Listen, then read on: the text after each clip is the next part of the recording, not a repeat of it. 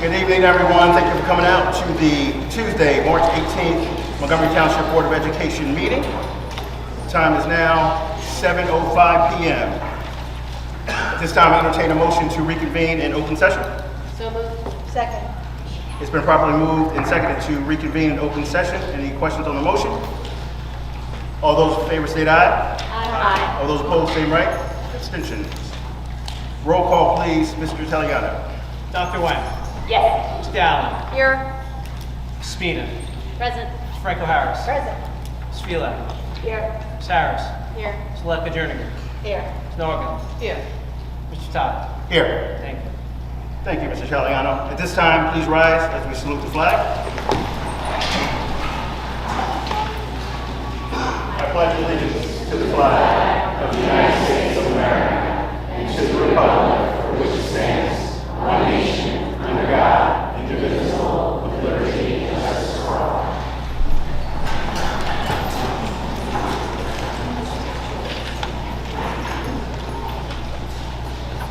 We'll now have our MTSD student representative report.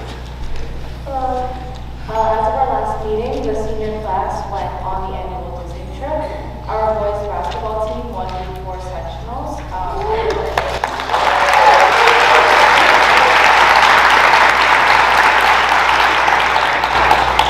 Last week, we had NJGPA testing for reading, writing, and math. Juniors tested on the 13th and 14th, and everyone else had a delayed opening. Last week, we also had Spirit Week, and we also celebrated our winter and spring sports pep rally on the 11th. Our basketball team also made it to Group 4 state championships this weekend. They were really close to winning. We're very proud of them. The Science Olympiad team are state champions. They will be going to nationals in Alaska.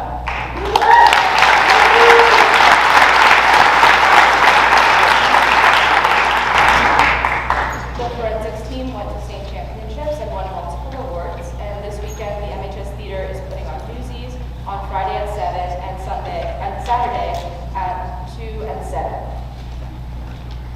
Thank you. Thank you so much.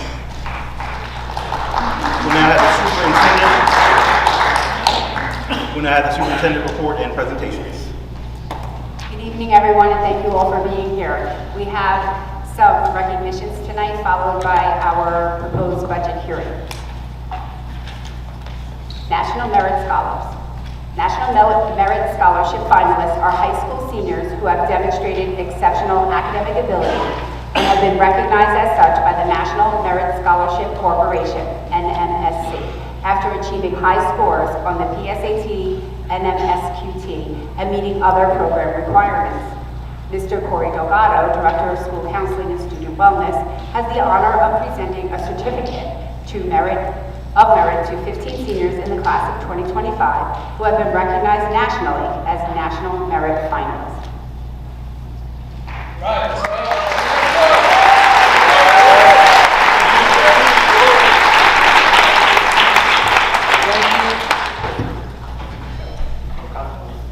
Thank you. I think what I'm going to do, I think I'm going to ask all of our merit scholars to come stand up here with me.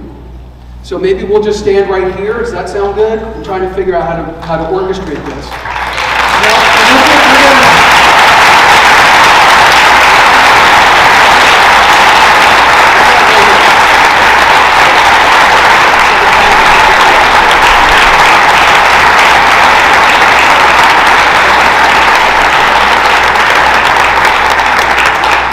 So I'm going to elaborate a little bit on their journey, about their journey. So thank you, Mary, for getting us started. This is an exceptional group of young people. Hopefully they look familiar to a lot of the teachers here. You are responsible for a lot of this. The parents who are sitting back here with us, they couldn't do this without you. Let me tell you a little bit about the National Merit Scholarship Program. It's an annual academic competition among high school students across the nation for recognition and college scholarships. It began back in 1955. Tonight, I get to introduce to you the Montgomery 15, or those of them that made it. These are seniors who have been recognized as finalists. And that sounds pretty cool to be recognized as a finalist, but let me tell you what it takes to become a finalist. They each started as one of 1.5 million seniors across the country. 22,000 high schools had applicants to be merit scholars.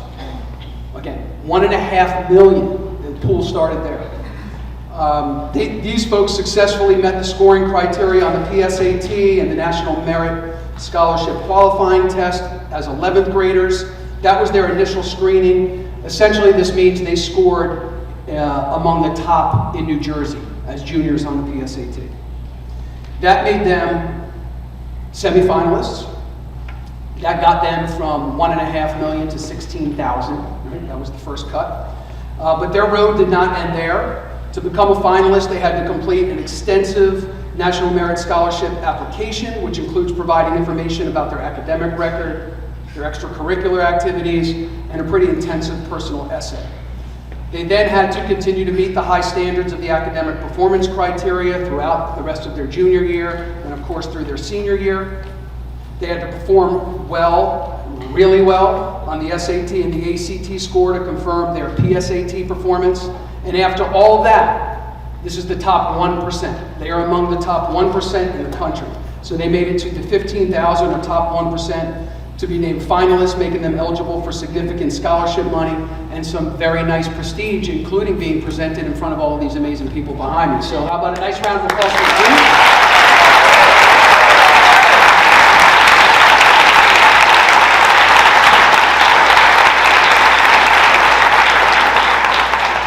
So I'm going to have their very proud principal, Ms. Pino, come up. I'll call your name, Ms. Pino will have a certificate for you.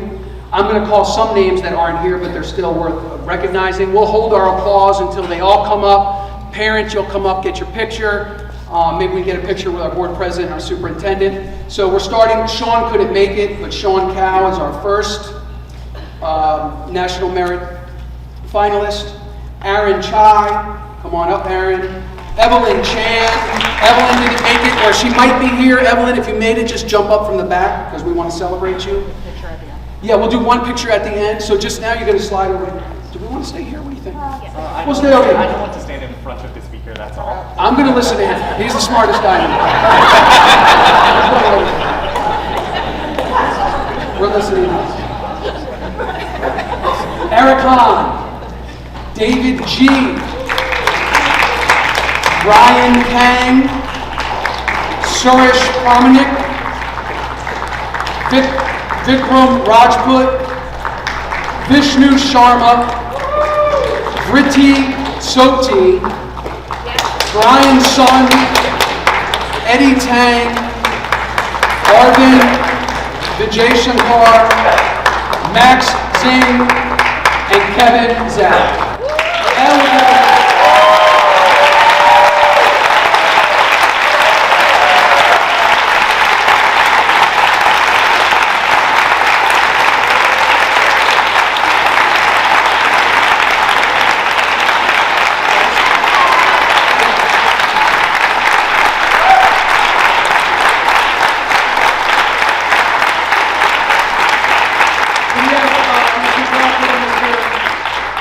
Mr. Todd, come up. Heather, you should probably pose in this picture too. That'd be great. I'm going to be the photographer. Parents, if you want to come up and get a shot. Otherwise, I'm sure Ms. Pino will have this all over social media in about 7 minutes. We're going to have to squeeze together.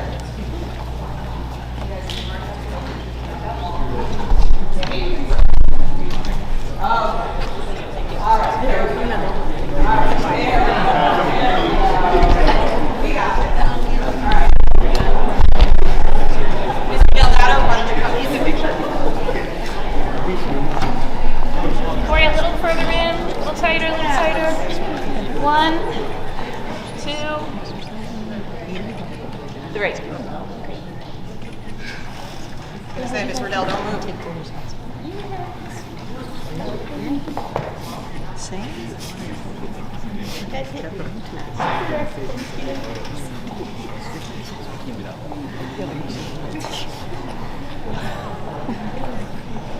Do you want us to get out of your way, or are we in the way? Good job.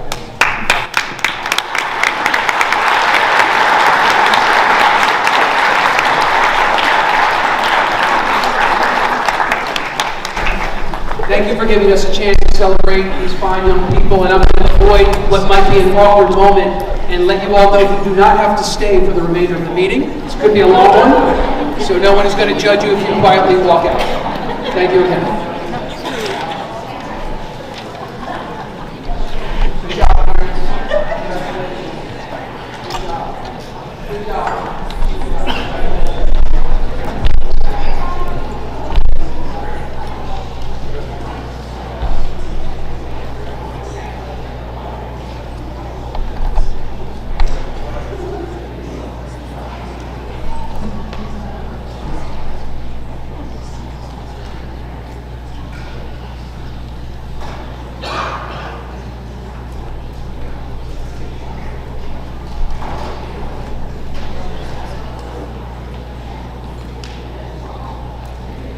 Our next recognition for tonight is our Governor Educators of the Year.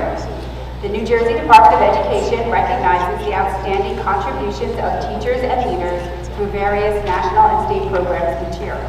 These honored educators serve as spokespersons and ambassadors for the profession, who are encouraged to help shape New Jersey's educational policies and practices that influence their schools and classrooms. Tonight, we honor our Governor's Educators of the Year for 2025. I would like to invite the principals up, and we'll start with the high school. Heather Pino-Beatty, and I'll come over.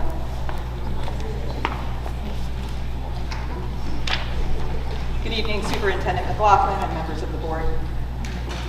This is always an amazingly special night to celebrate the people that help to mold our students into the young men and women that they grow into, and obviously the amazing accomplishments that we also are celebrating this evening. I'm going to be celebrating 2 exemplary educators from Montgomery High School this evening. And with that, I'd like to invite my first awardee, Miss Kelly Appel, up to the podium with me.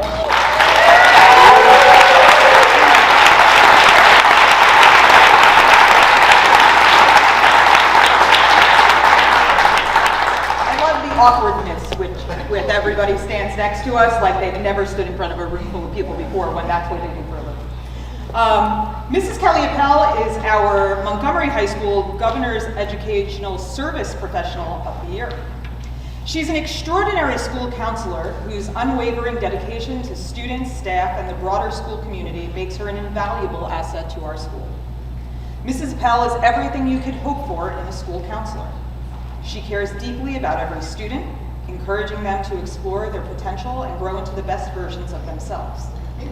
Her compassionate and empathetic nature creates a safe haven where students feel empowered to share their hopes, dreams, and fears without judgment. These safe spaces, whether in her office or the innovative MHS Zen-Den she's created, allow students to regulate, recharge, and build resilience amid the stresses of their academic and personal lives. Mrs. Appel's work goes far beyond her formal duties. She's a cornerstone of support not only for students, but also for our staff. Her willingness to step outside of her designated role to help colleagues grow ensures that every member of our school community is better equipped to meet the needs of all students.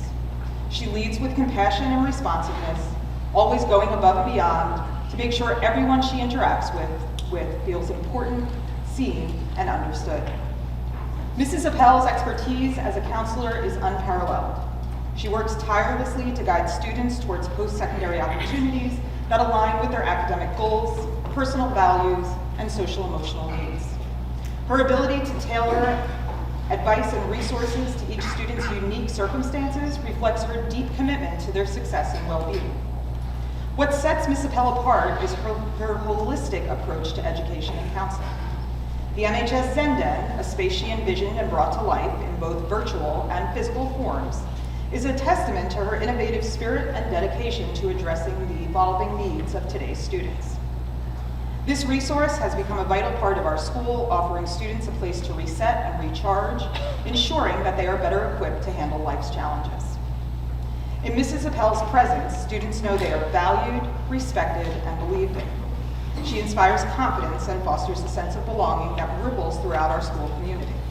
Her contributions have transformed the lives of countless students and colleagues, and we are all better for knowing and working alongside of her. Thank you, Kelly.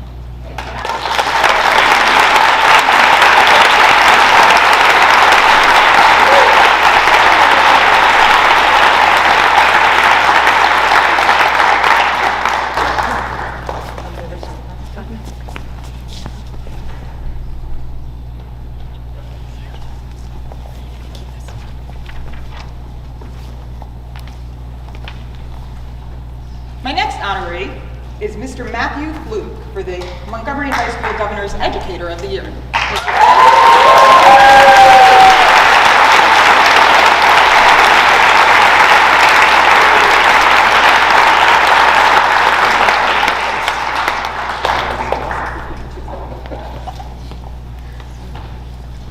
Mr. Fluke exemplifies excellence in education, and his impact on our school community and his students is profound and far-reaching. As a world studies educator, Mr. Fluke is not only charismatic, but also deeply invested in success and growth of every student in his classroom. His passion for teaching is evident in his ability to make history and global studies accessible and unforgettable. Mr. Fluke consistently creates opportunities for his students to learn in ways that go beyond traditional methods, ensuring that they grow not only academically, but also as critical thinkers and global citizens. What sets Mr. Fluke apart is his unique ability to engage his students through innovative teaching practices. His lessons are filled with vivid examples and analogies tied to current, real-world applications, making complex historical concepts relatable and memorable. Students leave his class not just prepared for tests, but rather equipped with the knowledge that will remain with them for years to come. One hallmark of Mr. Fluke's teaching is his incorporation of dynamic and hands-on activities. The annual Reign of Terror simulation that gets flagged in our email every time he does it, for example, is legendary among both students, staff, and certainly the principal. Through this immersive experience, students gain a deeper understanding of the French Revolution while developing skills in analysis, collaboration, and historical empathy. The buzz and excitement generated by this activity each year are a testament to his ability to inspire curiosity and engagement. In addition to his creative teaching methods, Mr. Fluke is a master of the Socratic approach. He guides his students to question, analyze, and explore the logic behind the material they study. By fostering a classroom environment that emphasizes discovery over rote memorization, he empowers his students to think critically and independently, skills that are essential in today's world. Beyond the classroom, Mr. Fluke's enthusiasm and dedication resonate throughout the school. His work not only enriches the lives of his students, but also serves as a model of teaching excellence for his colleagues. He is the type of teacher that students never forget, and they come back to visit him year after year into adulthood. Montgomery High School is fortunate to have an educator of Mr. Fluke's character, and I can think of no one more deserving of the title of Governor's Educator of the Year.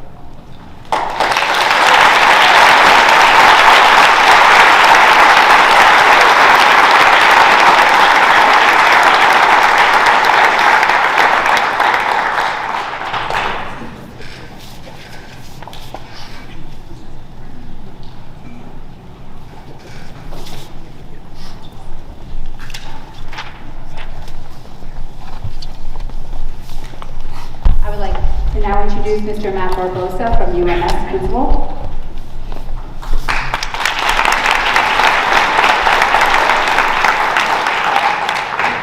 Good evening, and thank you for allowing me to come. This is one of the best things that a principal gets to do is celebrate students and staff. And today we're here to celebrate 2 teachers. A little far. Fun fact, you can tell that how long an educator has been in the business by the size of the font they use. So first I'm going to start by introducing and talking about our Teacher of the Year, Ms. Karen Kevorkian. If Karen's here, if she can come on up.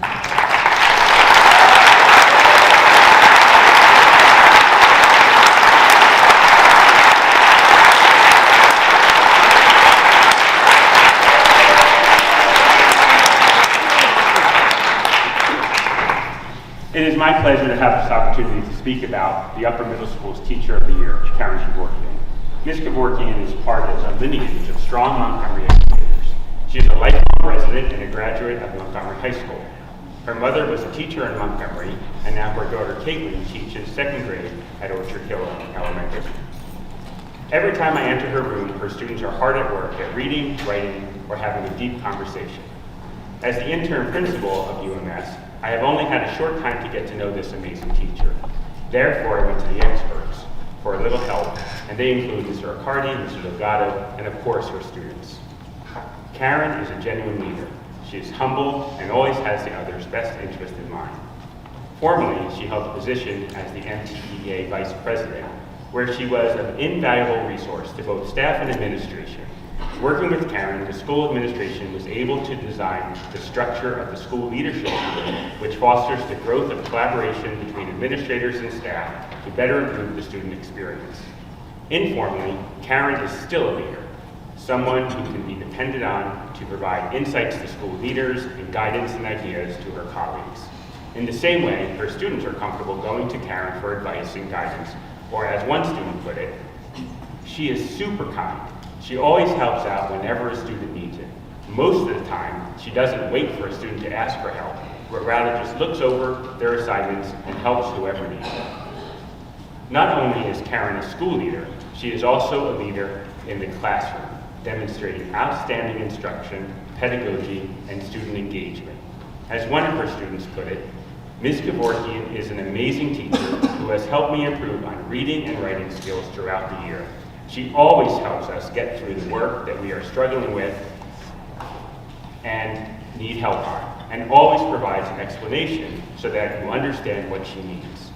This has all helped me out a lot during this year, and my skills have improved so much, from writing stories to analyzing text and even finding the smallest details.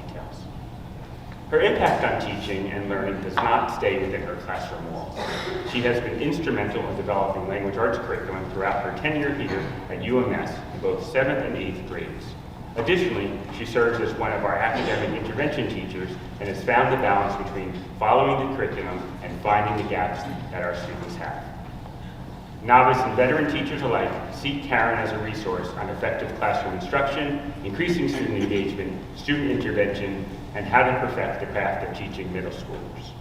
Karen has formed countless relationships through mentorships, both formally and informally, that have made her a legend, the legend that she is. Congratulations, Karen, for being recognized for all you do at UMS and for being the Teacher of the Year.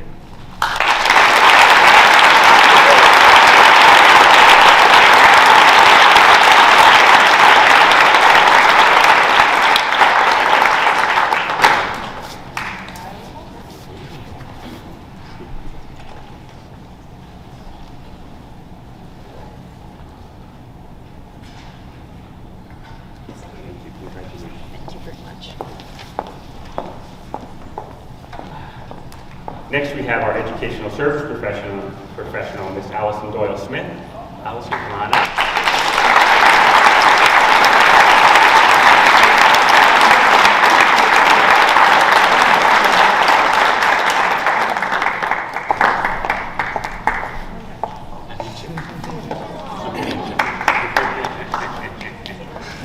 Stand wherever you want. Educator of the Year, you can stand wherever you want. It is again my pleasure to speak about another outstanding educator from the upper middle school, Ms. Allison Doyle Smith, who is our Educational Service Professional of the Year. Allison is one of the guidance counselors in our school. In the short time that I have worked with her, I can tell that she is committed to her students, to school, and the district. Again, I've collected input from other experts besides myself. One of the things that I noticed about Allison is that she is always calm, at least on the inside. On the outside. She approaches all situations in a calm manner that puts everyone at ease. She then uses her training and vast experience to clarify the situation, set a goal, and work towards it. This calmness is important as it puts everyone at ease and helps them focus on the task or issue at hand. As one student shared, she always likes to look around the problem and think about the good things instead of the negatives. Another quality that I have seen in Allison is her understanding of middle school age students and the unique challenges of life they are facing at this age. Her empathetic approach to supporting them as they navigate this tricky time of life helps them grow and learn. She skillfully balances advocacy and accountability, which is often exactly what our students need. Here is how one student explained this. Miss Doyle Smith is an amazing school counselor because she is very understanding. She is very welcoming and always has a smile on her face. She is very friendly and is a trusted adult figure that I can talk to. She has given me resources that I can use to help me improve my learning, and for that, I am very grateful. Another student commented, Miss Doyle Smith is such a caring guidance counselor who helps all the students in UMS succeed. Whether you have a problem in your schedule or just need someone to talk to, Miss Doyle Smith has got your back. Something that allows Allison to stand out is the work she does outside of her regular responsibilities. Examples include the work she has done to create and sustain the UMS student affinity groups and our RISE mentor program. These structures have been essential to the success of so many UMS students over the year. Allison is most deserving of this recognition as she demonstrates true wraparound care for our students at UMS. She prioritizes their academic needs inside her school while bringing in her counseling skills for social and emotional needs. Her dedication for at-risk and marginalized youth provides so many preventative interventions for many students that go through our school. Congratulations to you, and thank you for all you do for the students at UMS.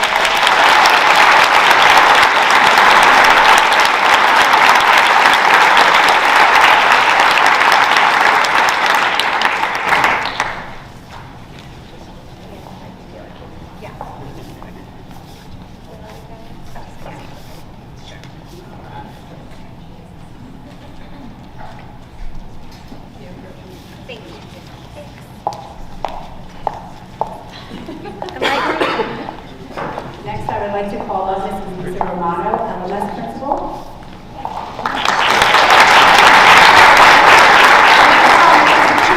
And Adriana Gonzalez Delgado, our Teacher of the Year, and Amy Costa, our Educational Services Professional of the Year. Come on up today.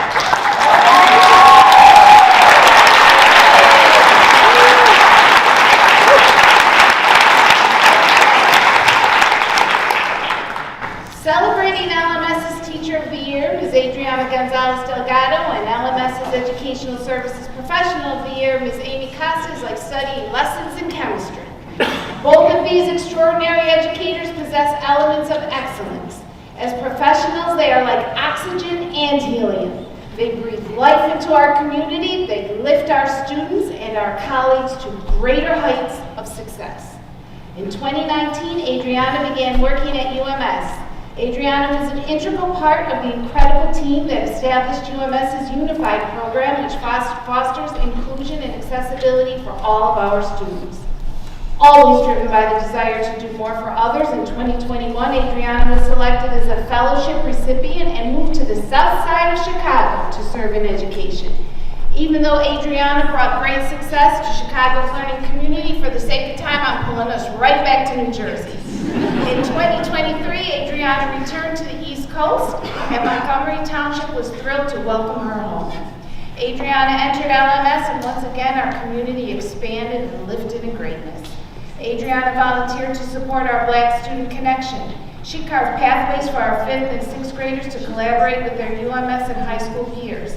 Adriana hosted family game days on the weekends to strengthen community connections. Under her guidance, students in our classrooms consistently progressed to higher placement levels. Once again, Adriana works as an integral team player, this time on the LMS team that is working hard to establish a unified program. Adriana's commitment to doing for others was in full view for all to see at our band concert this winter. Adriana worked closely with one of her students to support him in preparing for and executing his performance. On the day of the performance, her student fell ill with the flu and couldn't attend the concert. On the evening of the concert, Adriana marched on stage with the other members of the band and fell into position. Adriana didn't step in for her student out of necessity, but rather to highlight her student's vital contribution to the band. Adriana's deep connection to her students' success made it essential for everyone to understand that it was her students' presence that was truly irreplaceable. Seeing Adriana on that stage only reminded us of how much we missed our students. And now we turn our attention to our Educational Services Professional of the Year, Ms. Amy Costa. Amy Casa exemplifies the power of fostering trusting relationships among professionals and between home and school. In 2005, Amy fulfilled her student-teacher practicum right here in Montgomery Township. The district recognized greatness and UMS hired Amy as a teacher the following year in 2006. After 1 year of service at UMS, Amy moved to Village School to work in an LLD classroom. Amy remained at Village for 6 years. While at Village, Amy pursued certification as an LDTC, Learning Disabilities Teacher Consultant, and was hired in this role in another district for 3 years. When Montgomery posted an opening for an LDTC in 2016, Amy applied and Montgomery Township welcomed her home. In 2023, LMS was thrilled to welcome Amy as our LDTC. Amy is like a catalytic reaction in chemistry, pure energy, a constant. As the catalyst, Amy keeps the student at the heart of the matter while she brings together professionals from different disciplines within the school, teachers, counselors, administrators, to address the unique needs of each of our students. When our team works with Amy, we watch her in awe as she guides us in creating action plans for students with specific goals and interventions. It's like watching a chemist adjusting temperature, pressure, or concentration to achieve the desired results. Amy guides our team as we work to create our desired outcome, measurable student improvement. But Amy is not only a catalyst for student growth, she's a catalyst for connection. Perhaps it's because she is such an empathetic individual that she is a bonding force that connects families to school. And Amy doesn't just help us do for students. She's committed to helping students do for themselves. Amy coaches students in developing the essential skills of resilience, self-control, and responsibility.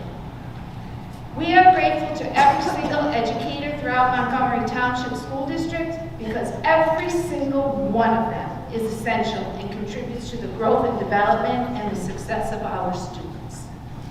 In speaking specifically about Adriana Gonzalez Delgado and Amy Costa, well, these two educators work as forces of transformation. They foster growth and new possibilities for our students and our LMS teams. LMS is especially proud of and grateful for Adriana Gonzalez Delgado, our Teacher of the Year, and Amy Costa, our Educational Services Professional of the Year.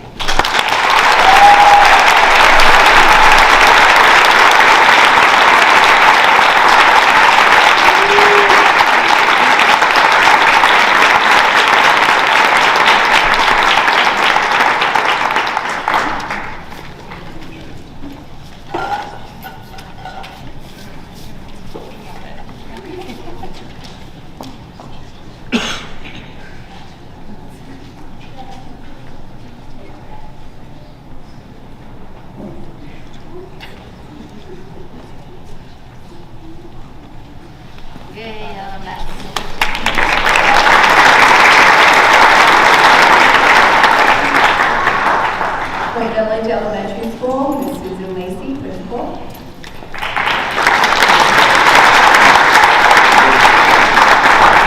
Good evening, members of the Board of Education, our Montgomery School community, and congratulations to all the honorees tonight. I'd like to call up Kelly Busick.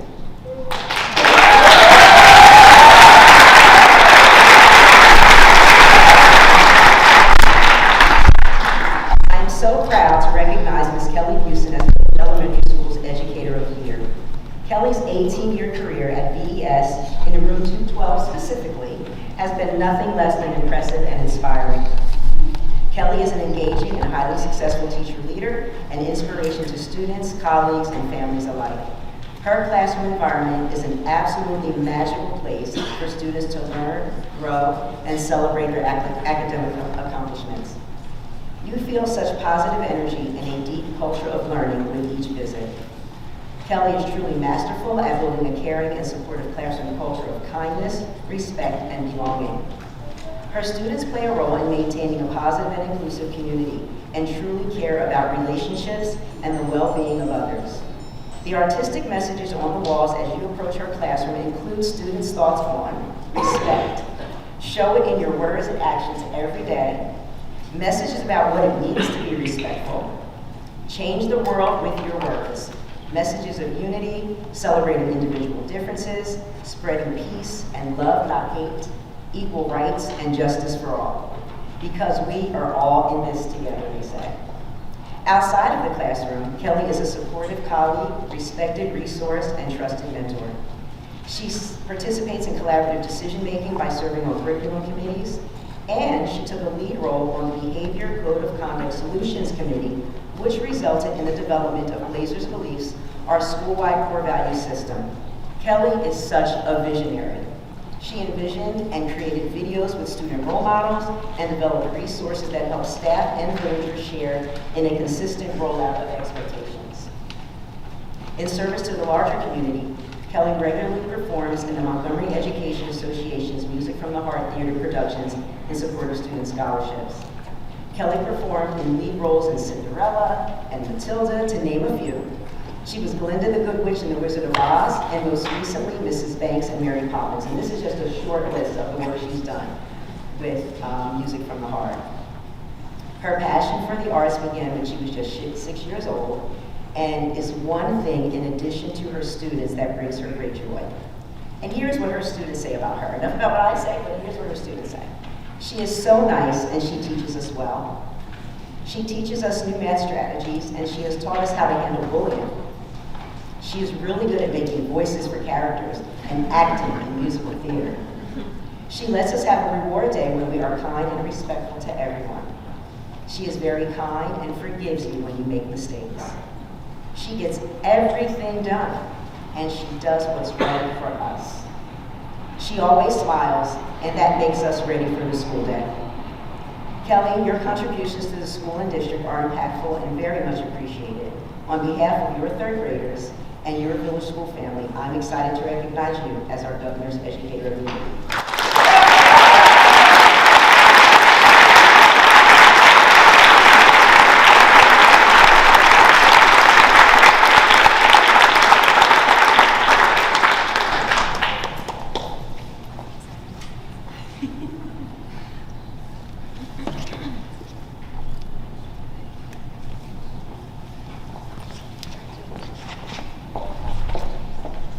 And now I would like to call Jolene Shantz, village principal.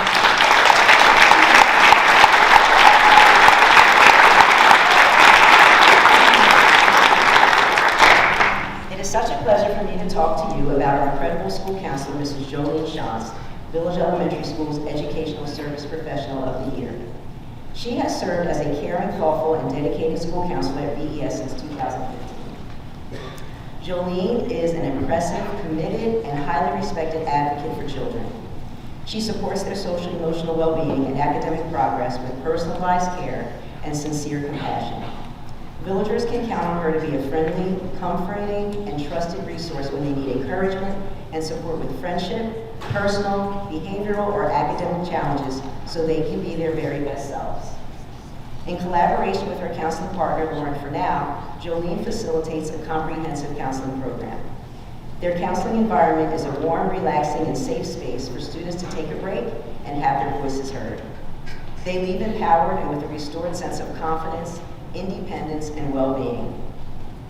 Jolene is masterful at leading and participating in solution-oriented meetings during which data is reviewed, goals are set, plans are made, and progress is monitored and celebrated.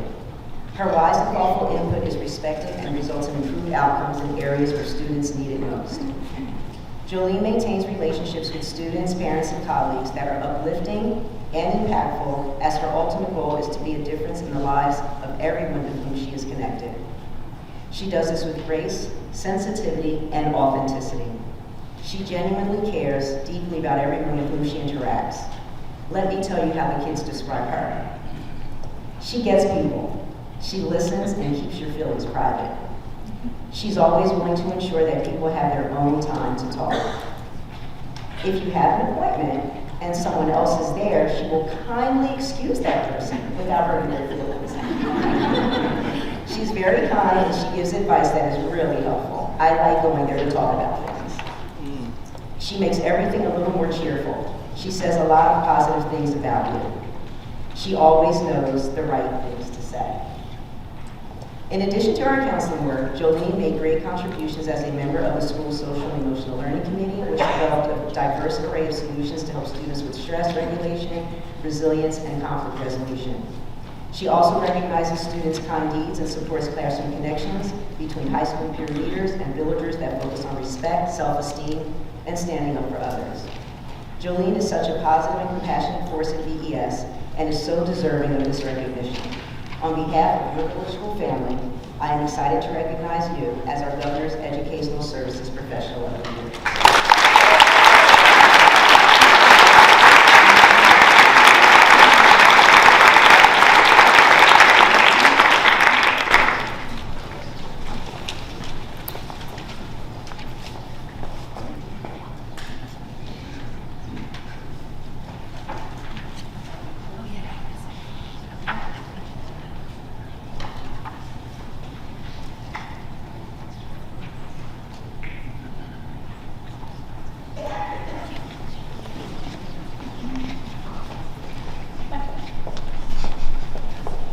And now our Orchard Hill Principal, Mr. Dan Gilmore.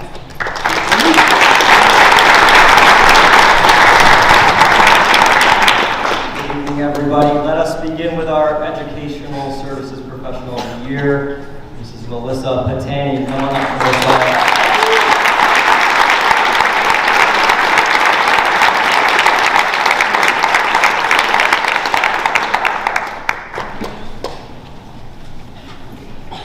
Okay, Melissa may only be in her third year with us here in Montgomery, where she serves as a school counselor at Orchard Hill, but she's been in education for a total of 16 years, coming to us from High Bridge School District, where she spent 8 years as a counselor.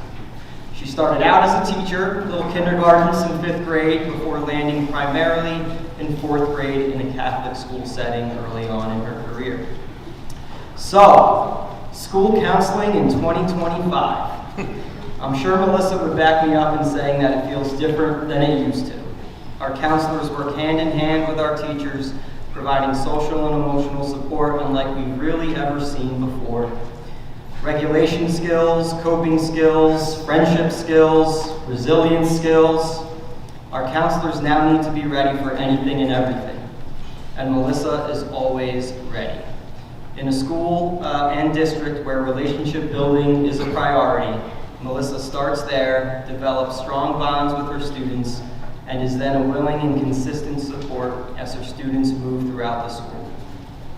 Speaking of priorities, Melissa didn't wait long to have a positive influence on an important one here at Orchard Hill, assisting our families in need. Melissa spearheaded our Cubs Helping Cubs initiative, a network where Orchard Hill families can choose to support other families that may need assistance during the holidays, when hardships occur, or just because. You spend 1 week working alongside Melissa, and you know she is a helper. Someone who starts her day ready to give to those who need it. That's maybe why, when we need a hand, she never says no. As long as whatever is being asked helps kids, she's in, she's all in. Mrs. Patani, congratulations on being this year's Orchard Hill Educational Service.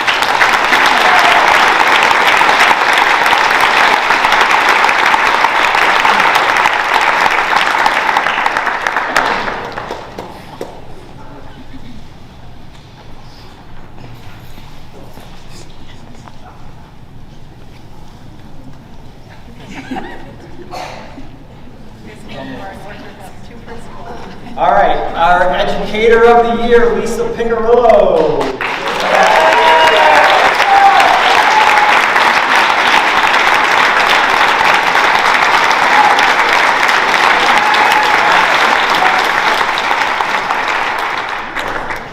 Okay, Lisa has taught 23 years in Montgomery, all of them here at Orchard Hill. The first 7 of those were spent in 1st grade, but after valuing a few professional friendships in 2nd grade, she made the switch and has never gone back. If you were to visit Lisa's classroom on any day, you would quickly find yourself dropped into a world of inquiry, expectation, and love for learning. The work that takes place in room 144 begins and ends with asking good questions. And Lisa makes sure that once her students start asking them, she allows them the space to answer them themselves, or at least with the help of a classmate. Lisa also prides herself on allowing that inquiry to guide her instruction, sometimes veering off course to honor the interests of her students. From watching her teach, you can tell she is always looking to capitalize on something shared by a student. It could be a question. It could be a connection from home with a somewhat lengthy story attached to it. Or it could even be Mrs. Picarillo, what if we take it from a former elementary school teacher? Allowing the what ifs is not easy, but this is definitely a Mrs. Picarillo superpower. She knows there are curricular demands and pacing guides to keep up with, but they will always take a backseat to the genuine curiosity and interest that are born out of student engagement. In addition to her instructional prowess, Mrs. Picarillo's dedication to her students is another source of pride. She makes a point to keep in touch with students well after they've left Orchard Hill, and always provides a safe space for her cubs to share and honor their individual hobbies and cultures each and every year. She's the coordinator for our annual Lunar New Year parade and thinks about appropriate real-world projects to use to wrap up units like her school store and reading partnerships with our kindergartners. Mrs. Picarillo, thank you for 23 years of what ifs, how abouts, and did we think abouts. It's with great enthusiasm that Orchard names you our Governor's Educator of the Year.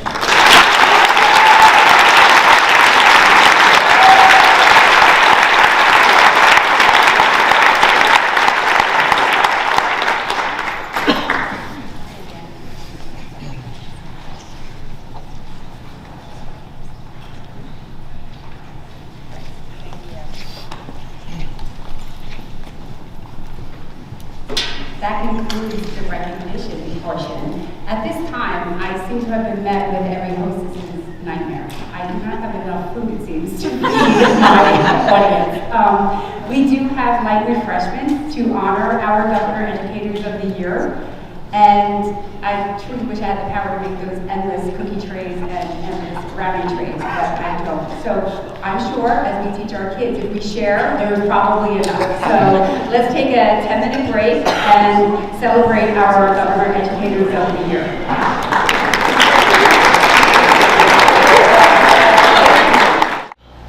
If anyone's standing in the back, there's some additional seating up here at the tables to my left.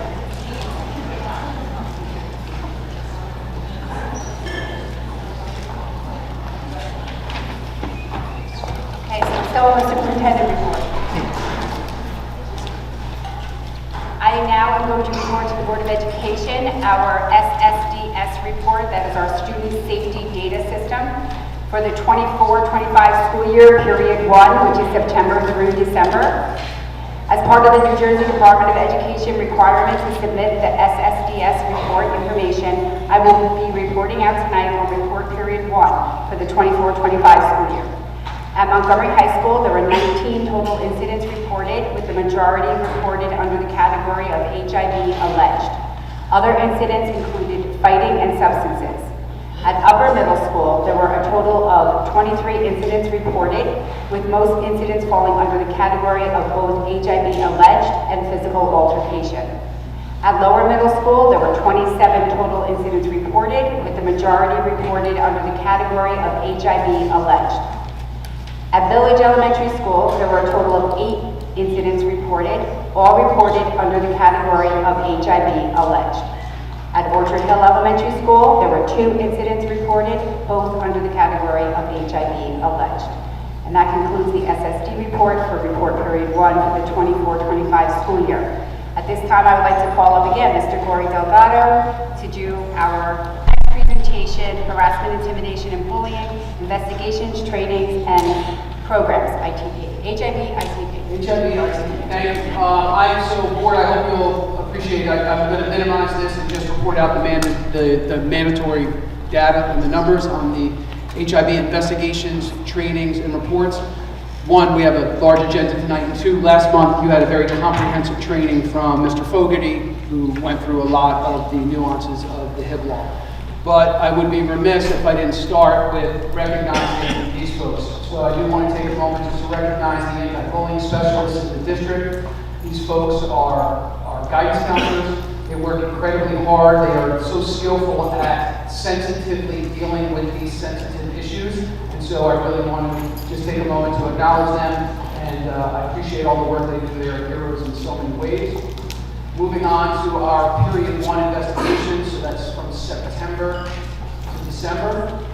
In Orchard Hill, we had 5 investigations, none were founded. You'll see we have a new column on the right due to our policy change in November where we added preliminary determination to be made based on reported incidences not meeting a threshold level of criteria. We refer to those now as rejected investigations.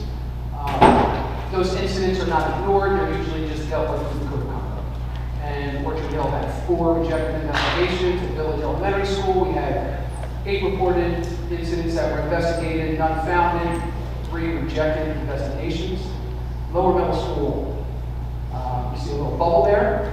21 reported incidences investigated, 1 founded, 2 rejected investigations. In the Upper Middle School, we had 15 reported incidents investigated, 4 founded, 3 rejected. In the high school, 9, 0, and 1, and you can see our totals across the bottom.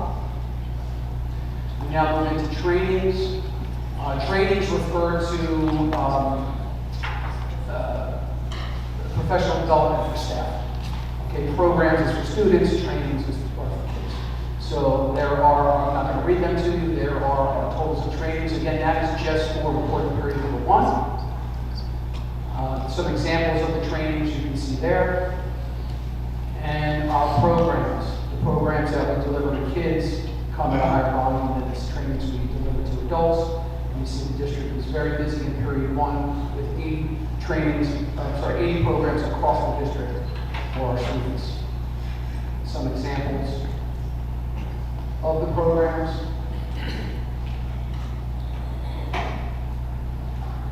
Thank you. Anyone have any questions? Good, okay, thank you.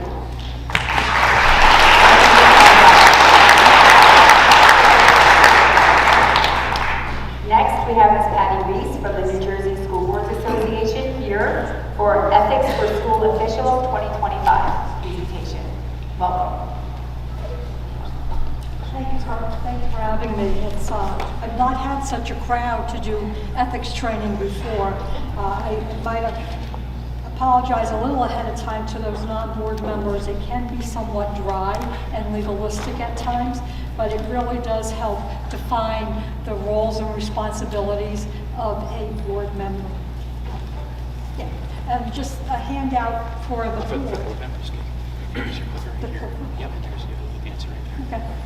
And this handout, the top sheet is the Code of Ethics. On the back page is a sign-off sheet that you can sign and give to your BA for, to show that you had this training tonight. A list of, and we'll go into a little bit later, a list of all the conflicts of interest, conflicts of, if you have staff members, family members that work in the district, what you can and can't participate in. And then the final sheet was just some people got the programs that we offer, and then the final sheet is just effective steps of a Board of Education member. So we always like to start with a few things. This training is updated every January so that it reflects the most recently decided cases of the prior year. We also like to, it's updated with the input from our general counsel and our legal staff. We also start with a disclaimer that this presentation is for informational purposes only. It does not represent a legal opinion. If you need a legal opinion, we suggest that you contact your board attorney. This is the actual wording of the School Ethics Act. And it really is what binds school board elected officials and administrators, some administrators, to a code of conduct of what they can and can't participate in and take part of.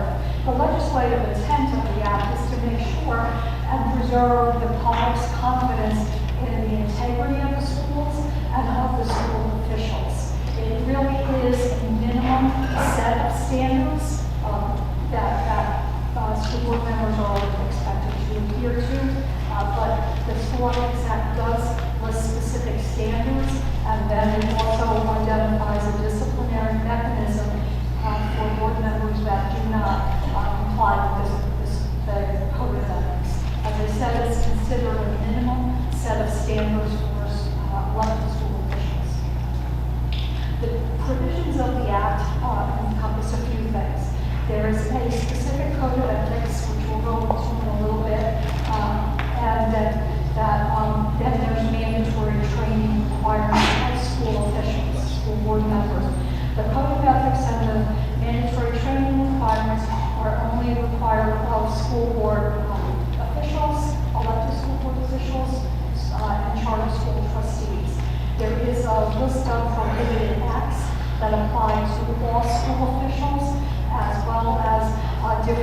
disclosure statements that apply to all school officials. That includes school board members, some administrators, charter school trustees and administrators, and we at NJSBA need to provide our disclosure statement every year. The School Ethics Act is enforced by a School Ethics Commission. That commission is appointed by the governor. It's 9 members appointed by the governor for a 3-year term. No more than 5 members can be from any one political party. Of that 9 members, 2 are school board members, 5 should be non-school officials, and 2 are school administrators. Currently, all school board member seats are vacant, and 1 school administrator seat is vacant. This may have an impact on the length of time it takes to, not to reach a decision, but in order to make those decisions public, they need at least 6 members present at a committee meeting. The School Ethics Commission is a subset of the New York Department of Education. So there are 2 kinds of financial, there's a financial disclosure statement and a personal relative disclosure statement. School officials must provide this disclosure statement within 30 days of being sworn in. A school administrator within 30 days of when they started to work. Right now, we're beyond that 30 days, so if you have any new school board member, I hope that they have done that. Usually it comes as an email from the Department of Education. And then after your first year, every April 30th, you have to submit your disclosure statements to the Department of Education. There are specific training requirements of school board officials. They are identified in the School Ethics Act. The first one being your new board member orientation, we call Governance 1. In the last 2 years, the law was changed, the regulations were changed, that new school officials must complete their new board member training within 90 days of being sworn in. And that's just a general knowledge of who's listed there to help you get up and running, up to speed quicker, just so you have a background. Governance 2 is in year 2, and Governance 3, Governance 2 and 3 are in years 2 and 3 of your first term, and you have till December 31st to complete that training. Thereafter, every first year you'll be elected, you have to go for Governance 4, which is a legal record. If you don't complete your training within the time frame, we are required by the School Ethics Commission sometime in January for 2 and 4 to submit a list of names. The School Ethics Commission, for those board members who do not complete their training, they are listed as out of compliance. And then there's a procedure for what happens after that. It's just easier to do your mandatory training. The Ethics Act identifies that New Jersey School Boards should be the provider of that training. And there's lots of ways you can do it. There's in-person, there's live virtual, there's a self-paced virtual. So there's lots of opportunities for board members to complete their mandatory training. One of the things that the School Ethics Commission can do is issue advisory opinions. An advisory opinion is something that any school official or school board member or an attorney, as it says there on their behalf, can seek guidance on. They haven't taken action yet, but they're concerned that maybe the action could be considered a violation or a code of ethics, ethics violation. So a board member can ask for this, as I said, any board member can ask for an advisory opinion. So you have to ask for the advisory opinion before you actually take the action. Then listen to the School Ethics Commission, whatever their advisory opinion is. And there's a few advisory opinions in the presentation, and I'll show you how to read them as opposed to reading each one and seeing what that's about. Some people, board members, have said that an advisory opinion is just an advisory and it's an opinion and you don't have to follow it. If you're seeking that advisory opinion from the School Ethics Commission, they expect that you will follow it. We like to use the analogy that if a police officer tells you that something you're going to do is illegal and could result in some kind of punishment, when you do that act and you get that punishment, you shouldn't be surprised. So if you're asking for an advisory opinion and you don't listen to it, if ethics charges are filed, you have the chance of your penalty being much harsher than it would be otherwise. So if you ask for the advisory opinion, it's best to comply with that. The advisory opinions are made public by a vote of 6 of the School Ethics Commission. And I'll send this out tomorrow, or you'll send it out. Things are linked in here, so if you look at the presentation tomorrow, you can look up the link to, there's a link on this page to the public advisory opinions. And they go back at least 10 years. And sometimes when you want to do a deep dive, you can look at these. But if you're concerned about whether something you're contemplating or whether something you want to do might be a violation, if you go through the advisory opinions ahead of time, you can kind of get a feel if you find something similar to what you were considering. Keeping in mind that every advisory opinion and every ethics case is very fact-specific to that case. So there may be some similarities that we can take from that, but it is helpful to look at that. So these are the advisory opinions, some examples of advisory opinions released last year. They are linked, so A1424 represents the link, and that's the 14th case that was from 2024. So just to show kind of where they're thinking, the School Ethics Commission thinking is, this board member asked if they could review the resumes of candidates before voting on the superintendent's recommendation. The School Ethics Commission ruled that whether you can see the resumes beforehand is out of their jurisdiction. However, you have to keep in mind that no matter what you look at, you can only vote on somebody that is recommended by the superintendent. So if they're not recommended by the superintendent, there's nothing, there's nothing much that you can do, even if you had seen that. But again, these are somewhat interesting. You have someone, the last one is the board member who co-owns a business that does fundraising for the school district in different ways, and they support their PTO and their clubs through the fundraising efforts. So they asked if that person for their business should recuse themselves or not be part of any decisions about those fundraising attempts. And the School Ethics Commission said that any services to people within the district, whether it's PTO or district families or district organizations, would violate the act.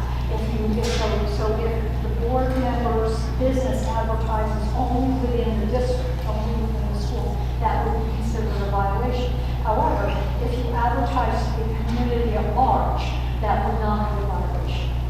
It kind of looks at some of the thinking of the School Ethics Commission. And this is another group of ethics advisory opinions that is helpful to read and see what things are. The other option that the School Ethics Commission is out for people is anybody can file an ethics complaint against a school official. When we say anybody, that's not just somebody from your district, that's not just somebody from your county or your state. That can be filed by anyone, anywhere. And there's a number of boards that live stream their meetings, and then that is available to the general public. There have been instances where ethics complaints have come in. However, the complaint itself, the guidelines are very specific. It must be filed within 180 days of when the occurrence happened.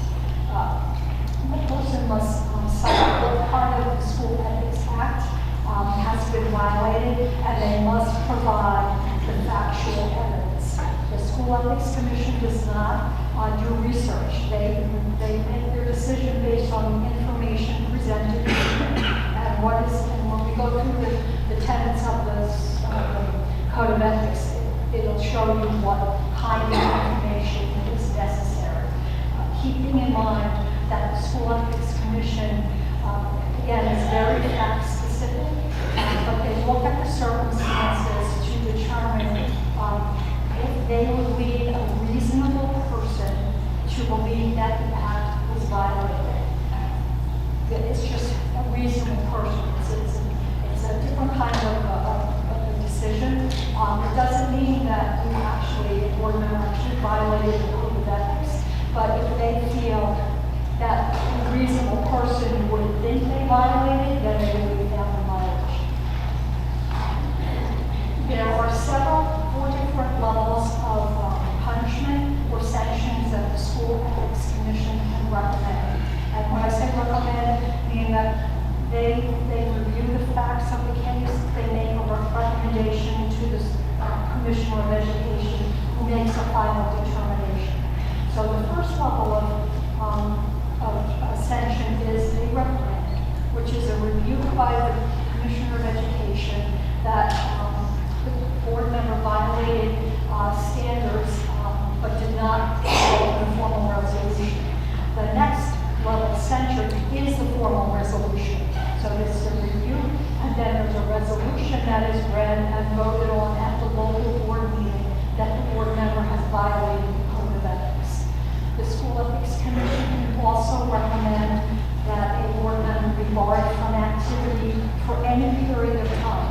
And when you're barred, if that is your punishment, being barred from activity means you can't sit at the table, you can't participate in any discussion, you can't even get the confidential parts of the board packet. You're only entitled to get what the general public gets on any board discussion during the time of your suspension. They can also recommend removal from the board. That is the harshest penalty, and just I will caution that keep that in mind as things happen.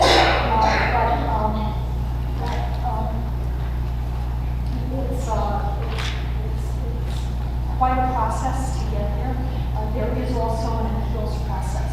So the commissioner can make their final determination, and there's an appeals process that is identified, I think, through the Office of Administrative Law, but that's all identified on the School Ethics Commission website. The next slides are going into the actual tenets of the Code of Ethics. There are 10 tenets of the Code of Ethics, and these are levels of expectations of how board members will behave, and kind of defines what their roles are as a board member. So this first one talks about upholding and enforcing all the laws and regulations of the state of New Jersey, the State Board of Ed, and any court orders pertaining to that. That any changes will be brought about through legal and ethical procedures. Listed underneath that is the standards that are necessary for somebody to provide to show that they feel you violated the Code of Ethics. And so you'll see that on every slide. E is about making decisions in terms of the educational welfare for all your students, not just some, for all students, regardless of any other factors. This is one that talks about confining your board action to policy making. The board is a policy making organization, and that is your primary function as a board member, not to do more than go out of that lane too much. This one talks about really you want to make sure that your schools are well run. So you will see, you will not administer to the schools, but see that they are well run. You hire one employee, the board hires one employee, and that's the superintendent. It is their job and their responsibility to do the day-to-day operations of the board. This just identifies that that is actually at least. And this one talks about making that recognizing that the authority of the board lies with the board as a whole. As at a noticed meeting with a quorum present, individual board members have no additional authority away from the table and away from a noticed meeting than anyone else in your municipality. So you again only have authority with the board at a noticed meeting with the quorum present. It takes a majority decision of the board to take any action. You're not going to agree that you will surrender your independent judgment to any political groups or for your own personal gain. Again, once you're elected, you is elected by a constituency, but once you're elected, you represent all students and you represent the whole community. This is a confidentiality tenet that just that you're bound to hold. Anything that needs to be confidential that could harm anybody or harm the schools or harm a decision of the board, that you will hold that confidential. And that it's not only about staff issues or student issues, but if there's a discussion that's happening at the board table or in a committee meeting that's not yet public discussion, that remains confidential until it becomes a public discussion. And sometimes that happens with committees, right? In a committee and you're having this discussion and you're doing research and all these things are happening, but it's not yet ready to come to the public for discussion amongst the board. So at that point, it still is considered to be confidential.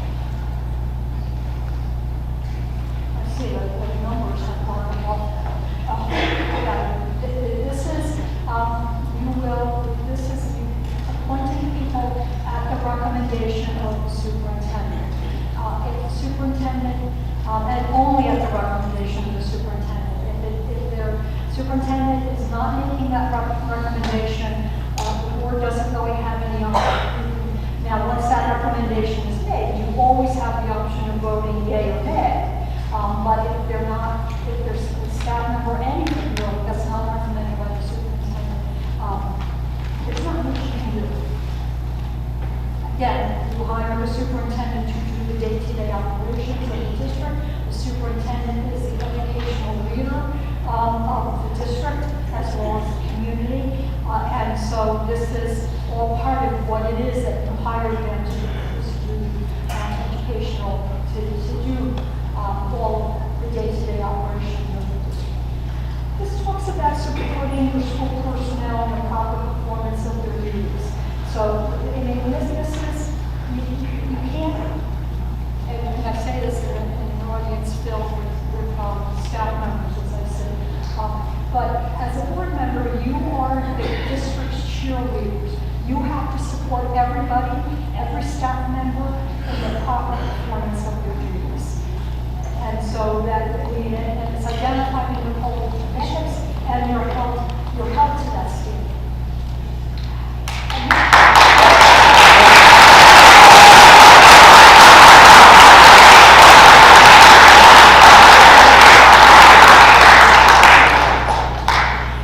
This last one we call the chain of command tenet, that as a board member, you need to refer all complaints to the superintendent and only act on them at a public meeting. There's been a failure of the administrative solution. So if somebody, a member of the public, a parent, even a staff member comes to you with a concern, and sometimes this happens. They think that I'm going right to the top, I'm going to the board, I'm going to get an address. That really isn't the appropriate way to do it. It really does lengthen the decision-making process. The code of ethics requires that you, the chain of command requires that you go, you listen empathetically to whatever the concern is, and tell that person to go to the lowest level of the chain of command. That really is the best way to efficiently handle any issue that comes before you.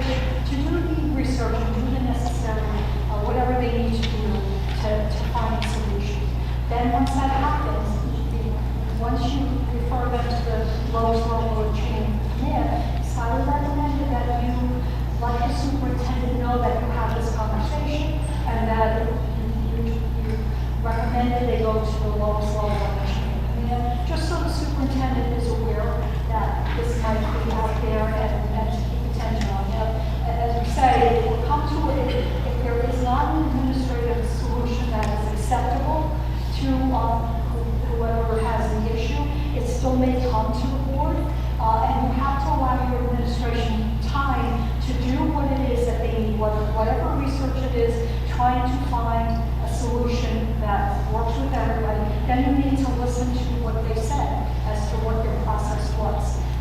But again, it's really is, as I said, this is the referring all complaints to your superintendent. As I said, this code of ethics really does outline your roles and your responsibilities as a board member.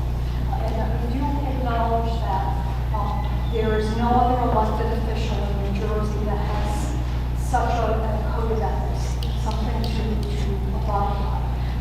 I think that's a great thing because you head to a higher standard. It also shows your, that you really are here. You really should be here to do what's best for the students and the community.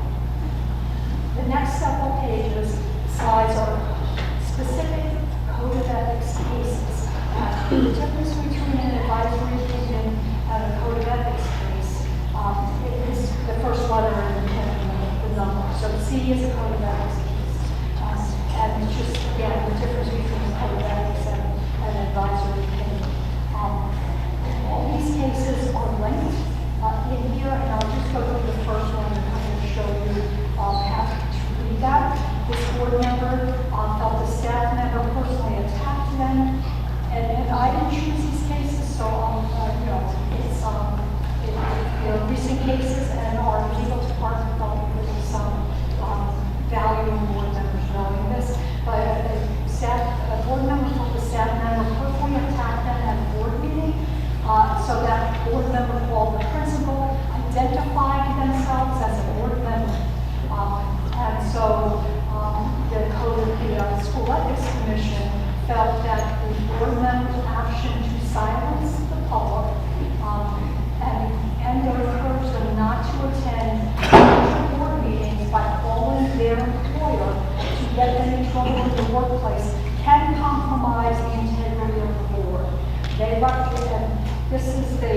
recommended and Commissioner of Education upheld a censure, and you see the statute 18A at the end parentheses, what's in the parentheses E, that's the tenet of the code of ethics that they feel this person violated, and E is that the authority rests with the full board. So this board member took it upon themselves to call the staff member's employer and kind of get them in trouble. And you can't, again, you have no addition, you have no extra, more authority as an individual board member than you do as any member. So these cases that you see in the next one, the recommendation was a reprimand for an this board member violated C, D, and E of the Code of Ethics. And again, another case about the Code of Ethics case, certainly about something that was going on in executive session. As I said, these cases are very fact specific, and you'll see the discipline here, the sanction is recommended reprimand. So the commissioner hasn't weighed in on that just yet. You can see that this case actually goes back 3 years, because the last two numbers of the case number is the year that the case was filed. This still has not been determined. But again, they're very fact specific, and they look at, again, the School Ethics Commission looks at if a reasonable member of the public would think that a board member violated the ethics. This one, it's a recommended suspension, non-inclusion for 60 days. And they violated 4 different tenets of the Code of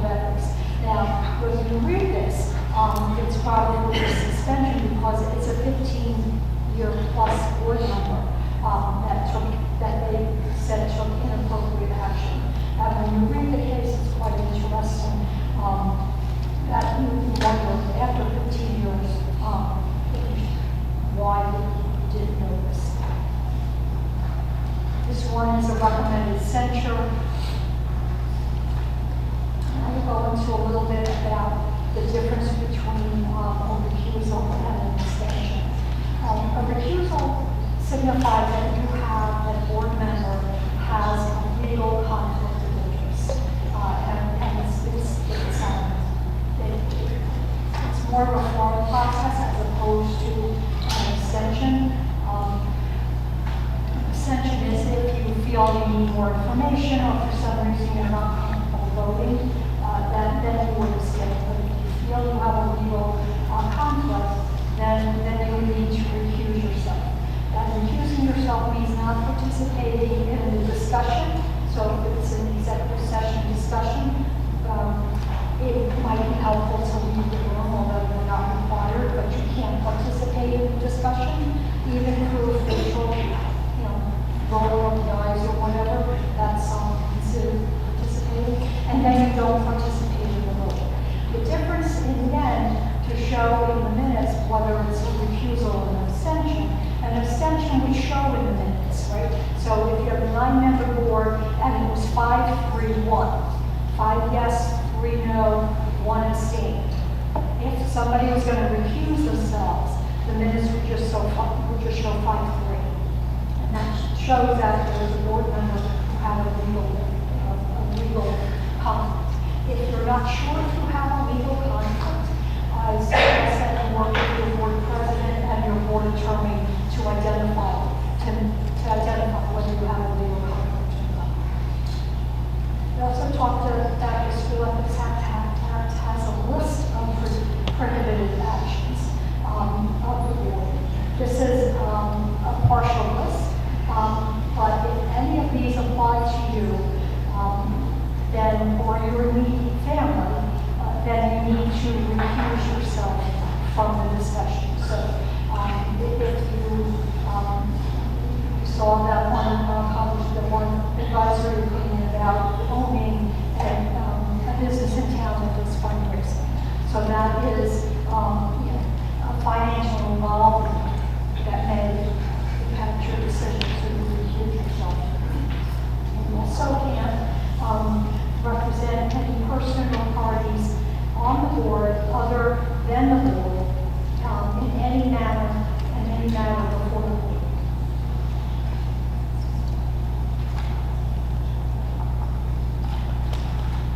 So recent decisions, the School Ethics Commission has come up with a definition of what is considered a benefit to a board member. And that is a direct or indirect advantage, profit, privilege, or gain, whether personal, financial, or otherwise. That is considered a benefit. It's pretty broad.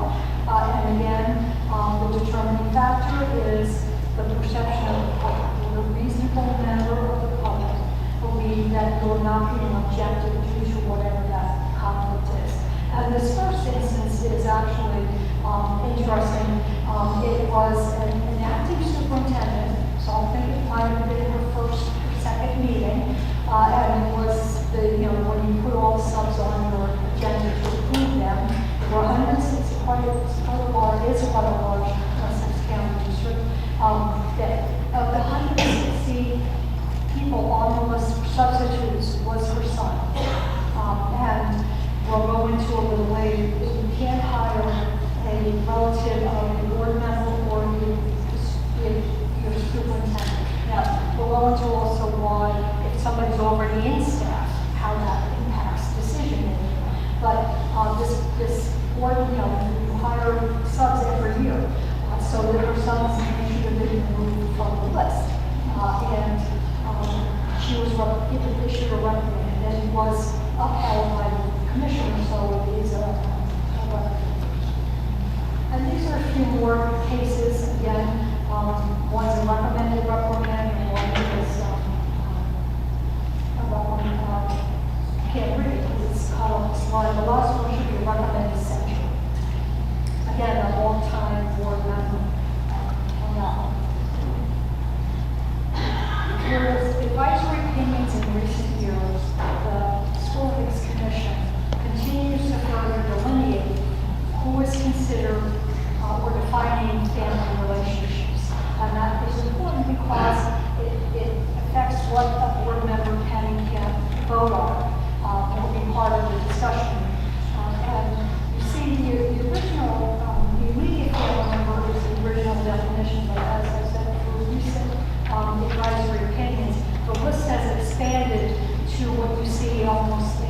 relative in the second paragraph. So you're talking about as far removed as a brother-in-law or sister-in-law, or the spouse of a brother-in-law or sister-in-law. So it really does impact, as I said, impact what a board member can participate in. The list of that's identified in the last paragraph is actually the list I handed out to you in your packet. It's quite extensive and we couldn't read it on the slide, it was so small, so we decided it's better as something else. As I said, you cannot hire the relative of the superintendent or a board member. However, if you come to the board or the superintendent comes in and the relative already works here, you don't have to fire them, but there's things that either the board member or the superintendent, it affects how they, different things that they can do.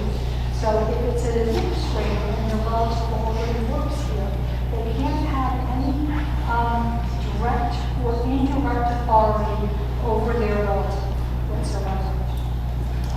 If the board member has a family member that works in the district, they can't take part in any employment matters concerning the superintendent or any supervisor in the chain of command between their relative and the superintendent. So if they're a teacher, that might be the assistant principal or principal, they can't participate in any of that. And further, if the board member's family works in the district, they can't participate. Should you be searching, should the district be searching for a new superintendent, they can't participate in that discussion whatsoever, any part of it, because that's considered a conflict of interest. This chart shows that collective bargaining, what you can and can't participate in. And so if you have an immediate family member or relative that works in the district, and they're a current member of the union, and it's a statewide union, you can, as a board member, participate in the negotiations, and you can participate in the vote for the ratification vote. If it's the board member or their immediate family is part of the union, but they're the same union, but they don't work within the district, you can participate in negotiations, but once the memorandum of agreement, the salary guides, and the total compensation package have been agreed upon, you can participate in the ratification vote.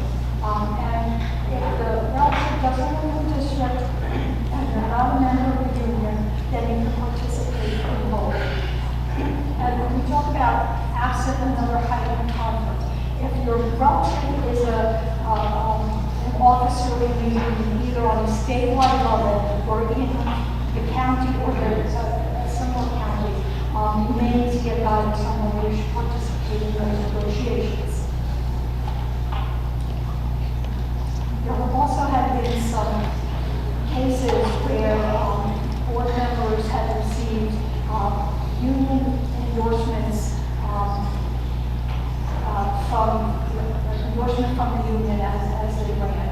And in the past, it was felt that if you got that endorsement, you could not participate in negotiations.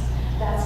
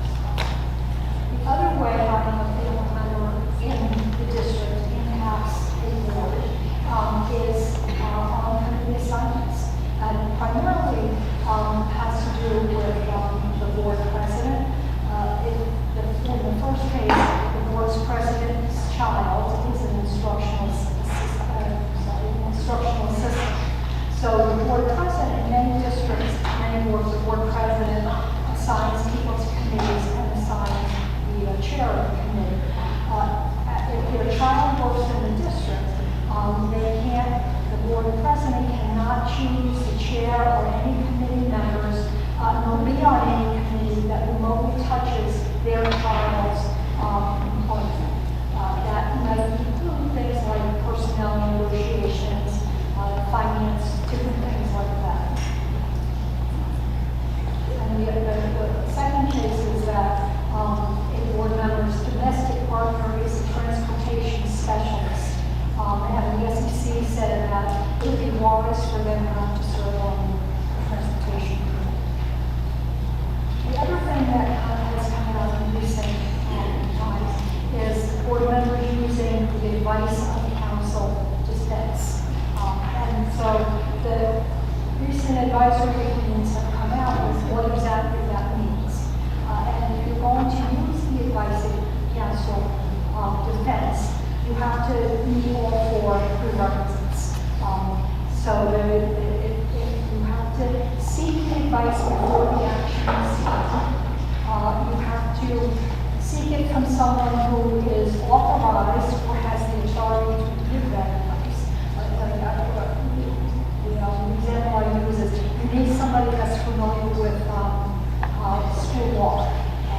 Going to a local land use attorney who's never done anything in school law might not be enough to meet this requirement. And that the other one is that you have to make sure that they have every fact and circumstances related to the advice, and that whatever advice they gave you comply. Just because you use the advice of counsel, that doesn't mean you may not be found in violation of the code of ethics, but you will just simply not get any penalty attached to it, but you still may be found in violation. And again, as with all code of ethics, all cases, advisory is very fact specific. As board members, you probably were very active volunteering before you became a board member. I found that board members are kind of among the more active volunteers within a community. Just because you're a board member doesn't mean you can't volunteer in the community, in your schools. Just be mindful of a few things, that how frequently you're in the buildings. You don't want to give the impression that you're actually running day-to-day operations. So if you're here 4 days a week volunteering, that's probably not a good call. If you want to make sure that whatever you're doing to volunteer, you're not directing students or staff, because that then again gives the impression that you're managing that building. You want to make sure that if there's anything that has to do with money, if you're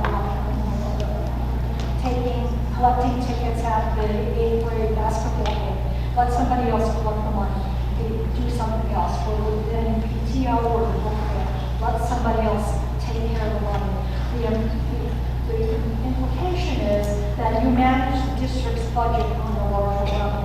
So it just gives the appearance, and that's really what we want to prevent.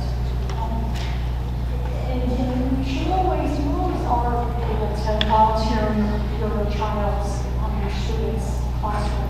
Just be mindful of those things. And when you look at this, what's considered a violation, the first one is a spouse who is a staff member, your spouse is a staff member, who's the director of the club. And so they go to help direct the club. But are you helping when you're directing the play? Are you telling students what to do? Are you telling staff members, we need to set this up or that? Probably not a good idea. Volunteering as a coach on your school team is really not recommended. And again, because you have to direct people. If you're going to go in to volunteer and things like read across America or anything on classroom parent, if you're going to do that, just give the superintendent a heads up that you're going to be there, so that if there's any concerns from people, staff members or parents, they can say, no, this is read across America, this is something that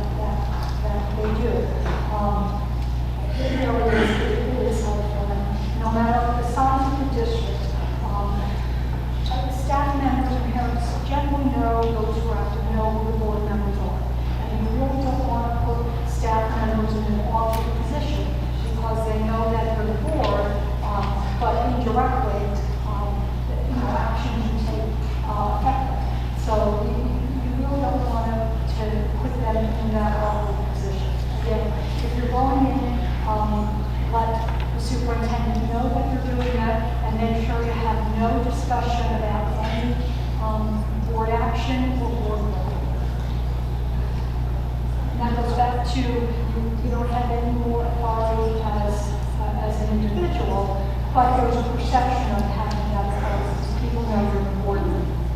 The other big issue in recent years is social media. And the School Ethics Commission has spent a lot of time adjudicating social media issues. Just keep in mind that they look at the content, substance, and context of social media, whatever the posting was. And again, if a reasonable person would believe the statement was made in their official capacity, you will be found in violation. We talk about, the next slide shows the social media disclaimer. And this is it. They recommend, the School Ethics Commission recommends that you use a disclaimer in your social media accounts, essentially saying that they already have one for you. It might be wise just to use that. You don't have to, but you do have to state what is listed there. That is, if your comments are made by you as a private citizen, not in the capacity of a board member, and do not represent the board as a board. Use the disclaimer because it really does protect you. But keep in mind that use of the disclaimer is also not a get out of jail free card. That they will look at the content, substance, and context of any social media posting, and you can still be found in violation, even if you use the disclaimer. And this is really talks about that. It helps qualify the capacity in which you're speaking, but again, it's not get out of jail free. You will be held accountable for what you say.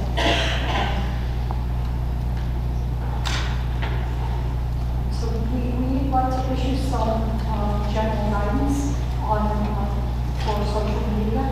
If you have a social media account as for your campaign, it is highly recommended that you not use that once you're a board member. It becomes confusing. Comments you may have made before you were elected to the board, if somebody goes back and people know you on the board now, but they might not remember when you came to the board, so it really could have bring confusion to what it is, and they may think that those comments from a year ago before you were on the board represent board discussion and give that extra weight. Keep in also mind that you're elected officials, people know it. And so with public comments on social media, you're held to a higher standard because you're an elected public official.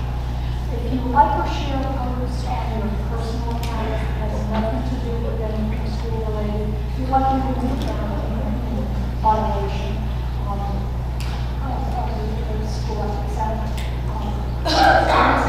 Confused with any reasonable member of the public information in your official capacity.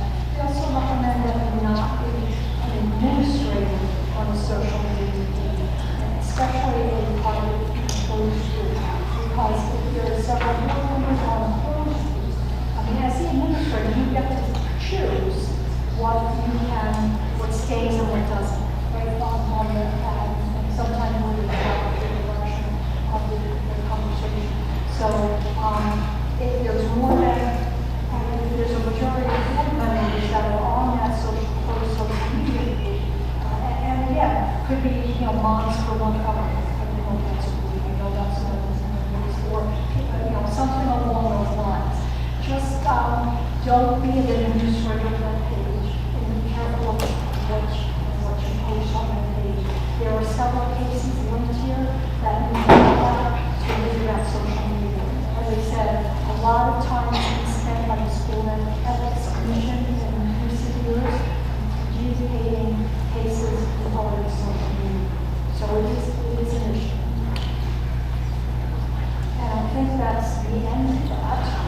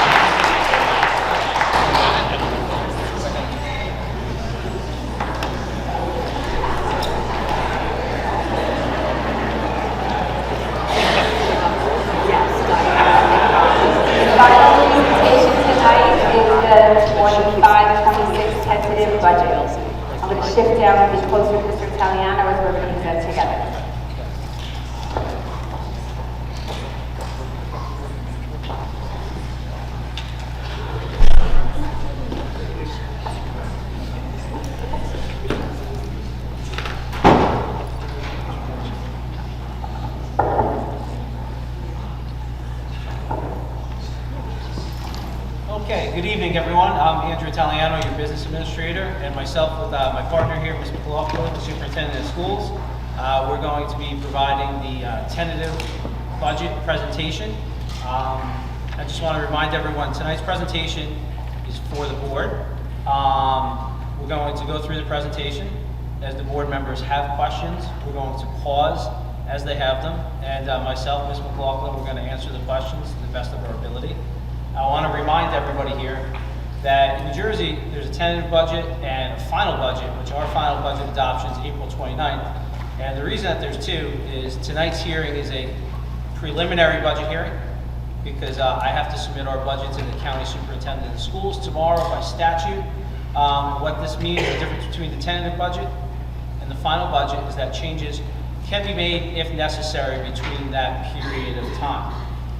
That being said, I just want to make a quick little statement, and then we're going to jump into the slides. Don't worry, I know it's a long night, but I talk pretty fast, so we're going to get through this pretty quickly. This isn't my first time. I see we have board members here tonight, administrators, a lot of our educational professionals, and I want to remind everyone that we're not on different sides. We're all in this together for all of our kids. Okay, so please be mindful of that. And I have a statement that I think is important at a budget hearing for this school in this time. I'm going to read that, and then we're going to jump right in. Budget's a foundation of every successful school district. That said, this is also a challenge for every board member. They're volunteers.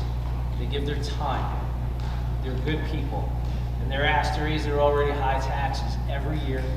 And they do that willingly, 2%, to provide us administrators the resources we need to help the educators provide the education and the experience they can for our students. Okay, so we're in this together. That being said, I'm going to pass to Ms. McLaughlin. We're going to jump right into the slides.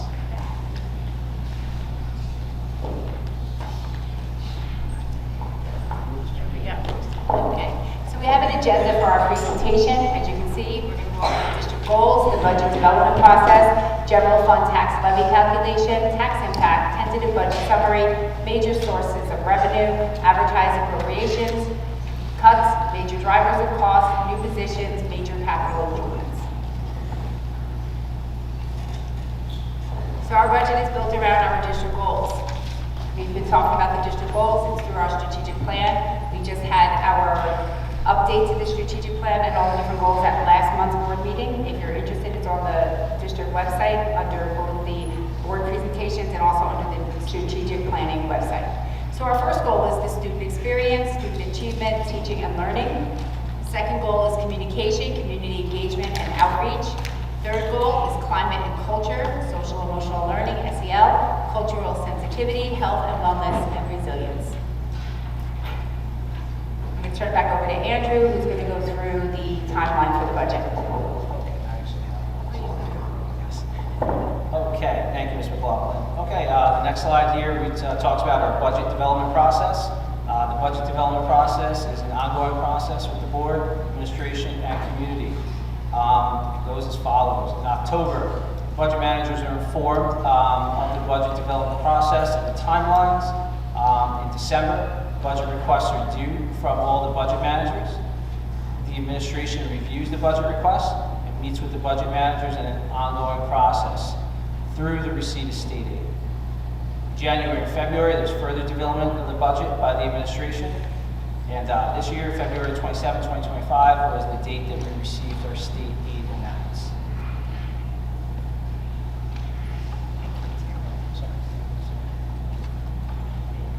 All right, so more key dates after that. On March 11th this year, the administration discussed the recommendations of the budget with our Operation Finance and Facility Committee, called our OFF Committee. Tonight is the 18th, and we're presenting our preliminary tentative budget. March 19th, as I mentioned earlier, is the due date for the budget submission to the Executive County Superintendent. Key point that I want to make, that I'm going to just remind everybody of, between March 19th and April 29th, the tentative budget can be changed. The idea behind this is, things happen, sometimes changes are made, sometimes they're not, but you have to have a core budget provided to the county office so they are sure that the basics are there, they look for trends, they look for differences, and they be sure the minimum educational needs are provided, as if there's some things that maybe the board might want to reconsider or changes are made, that's what that period is for. So this is preliminary tonight, nothing is final, but there is a statutory budget calendar, and this is where we are in the process. And then the final point is on April 29th, that is our public hearing, and that will be for the public, and that will be our final budget adoption date. Okay. Now I'm going to go into the general fund local tax levy calculation. It basically starts with the current year's tax levy, $89,042,150. 2% increase is permitted on the base since 2010. That amounts to $1,780,843. There are also increases that you can make to the tax levy. There's two key ones. One called bank cap. What that means, to not get into down into esoteric terms, if the board elected to 1 year take less than a 2% increase, that money is banked, and it's banked on a 3-year rolling average. There's also exceptions and adjustments. One of them is a healthcare adjustment. Usually healthcare goes up more than 2%. In summary, what that means is you take next year's healthcare cost, this year's healthcare cost plus 2%, and the difference between those is your maximum healthcare adjustment. So the maximum general fund tax levy permitted based on our situation and the budget I initially developed at the preliminary process is $91,602,850. The board supported a 2% tax increase, which we're grateful for. That's $90,822,993. That's where we are at this point in time. These are the important slides right here. They affect the board members, anybody that lives in town, they affect your community members. This is probably first most people are seeing these, but I think this is a good surprise. Let me break these down. The Montgomery breakout. This here is the tax levy for the Montgomery residents, which is 97.6% of the school tax money. An average home that's $800,000. The increase for the school budget is $324. $900,000 house, $364.73. $1 million house, $405.25. Now, there's another component to the taxes that are assessed to the residents. Sometimes there's debt service, which is a term basically for loan payments that are repaid for referendums, improvements to the school. As these loans go over, spread over time, they go down in value. So there's a decrease in the debt service, basically our debt that is due during the next school year. And on the average $800,000, $900,000, $1 million home, the decrease is $307.56, $346.01, and $384.45. Here's all that matters. The total tax levy for the Montgomery residents for next school year on an $800,000 home to raise the budget 2%, which is $1.78 million, $16.64 an hour. On a $900,000 house, it's $18.72. And on $1 million house, it's $20.80. And now move to Rocky Hill. The Rocky Hill breakout on an $800,000 house, the general fund increase is $30.68. $900,000 house, $34.52. $1 million house, $38.35. But then there's the debt service, and those are decreases because the loan is down for them too. $800,000 house, it's down $77.37. $900,000 house, $87.05. $1 million house, $96.72.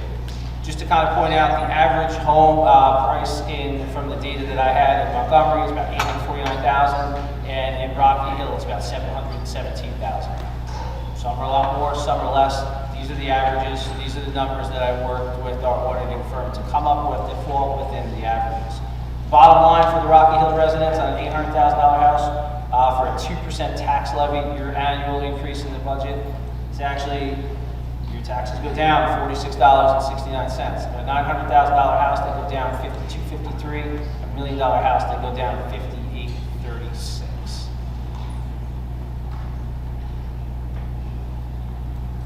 Move to the next slide. The next slide would show the impact of the healthcare waiver. The healthcare waiver, when I initially put the budget together, was $779,883. Basically, the impact annually for an $800,000, $900,000, and $1 million home in Montgomery would be $150.31, $169.10, and $187.89. So that would be the annual cost to a Montgomery resident to include the healthcare waiver in the budget. For Rocky Hill resident, $800,000 house, $85.44, $900,000 house, $96.12, $1 million house, $106.80. Gonna move to the next slide. So there's three key components of revenue that put together the tentative and ultimately our final budget. First is the general fund revenue. General fund revenue consists of mostly the tax levy. It also consists of state aid. It also consists of some pre-K tuition, rental fees, miscellaneous revenue, and any other reserve funds that are used for special one-time purposes to fund the budget. The special revenue number of $1,063,987.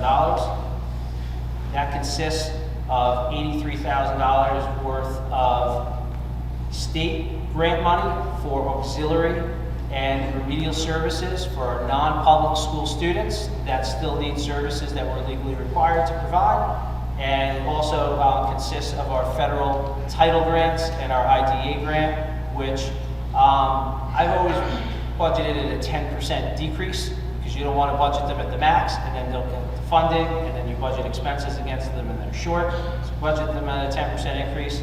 If the money comes in a little higher, then you can do a little more with them.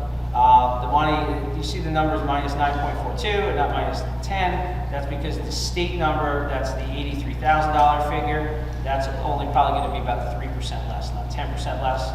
Debt service fund, which I mentioned earlier, that is the amount of the note that's due for the next school year for the 2016-17 referendum, and that went down, which helped lower the tax impact for all the Montgomery Rocky Hill residents. Move to the next slide. Just break down the revenue in a different way. It shows the general fund revenue. It shows the $1.78 million, which is a 2% increase. It shows the debt service loan is going down $1.477 million, which has gone down 20%, and that decrease helped lower the taxes for the residents, which is great. The state aid, unfortunately, went down 3%, which has a negative $255,980 impact. And we're using some reserves to balance our budget. Well, I'm kind of going a little more detail about these because I have a philosophy on them. Our auditor has a philosophy on them. Reserves are kind of like your savings account at home, and they're really supposed to be used for one-off expenses because they take a long time to build up and they can be burned through very quickly. First one you're going to see is fund balance. It's a big number, $4,546,048. Okay? What your budgeted fund balance is the difference between each year your projected expenses and your projected revenues. Essentially, the money that you think you're going to spend, the money you think you're going to get brought in, and the money that is not spent. The money that is not spent at the end of the 23-24 school year, if it's not designated for a reserve account, like a capital reserve account, a maintenance reserve account, a tuition reserve account, any of the reserve accounts, automatically gets rolled forward, 2 budgets forward, and it's considered tax relief. You can't just raise taxes, not spend it, and keep it. But the one thing to keep in mind is the last couple of years, this budgeted fund balance was used for recurring expenses like salaries. And, I generally discourage something like that. Ultimately, at the end of every school year, you can't guarantee that you're going to have $4.5 million to keep rolling forward. So, moving forward and speaking with our auditor, we're going to wean ourselves off of this tactic and just kind of work with the money that we have afforded to us. And if there are any reserves that we do have at the end of the year, if all the funds aren't spent, we'll work collaboratively with the board to try to booster our reserve accounts, because there's a lot of great things that we want to do to this school and facility, and it costs a lot of money. I'm going to recommend that's the direction that we move this school into the future. That being said, If you want to see a big number, 2.207, 920 million for capital projects. What that represents is that represents $450,000 for an ADA compliant walkway outside to the UMS track area.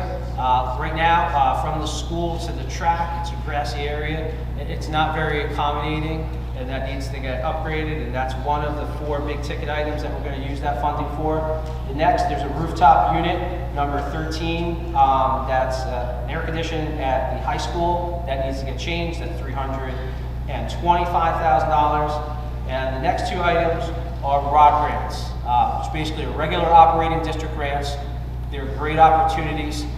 School districts start by getting up to 40 cents on the dollar. They could get more based on their socioeconomic factors. For a J-factor district like Montgomery, we get to 40 cents on the dollar.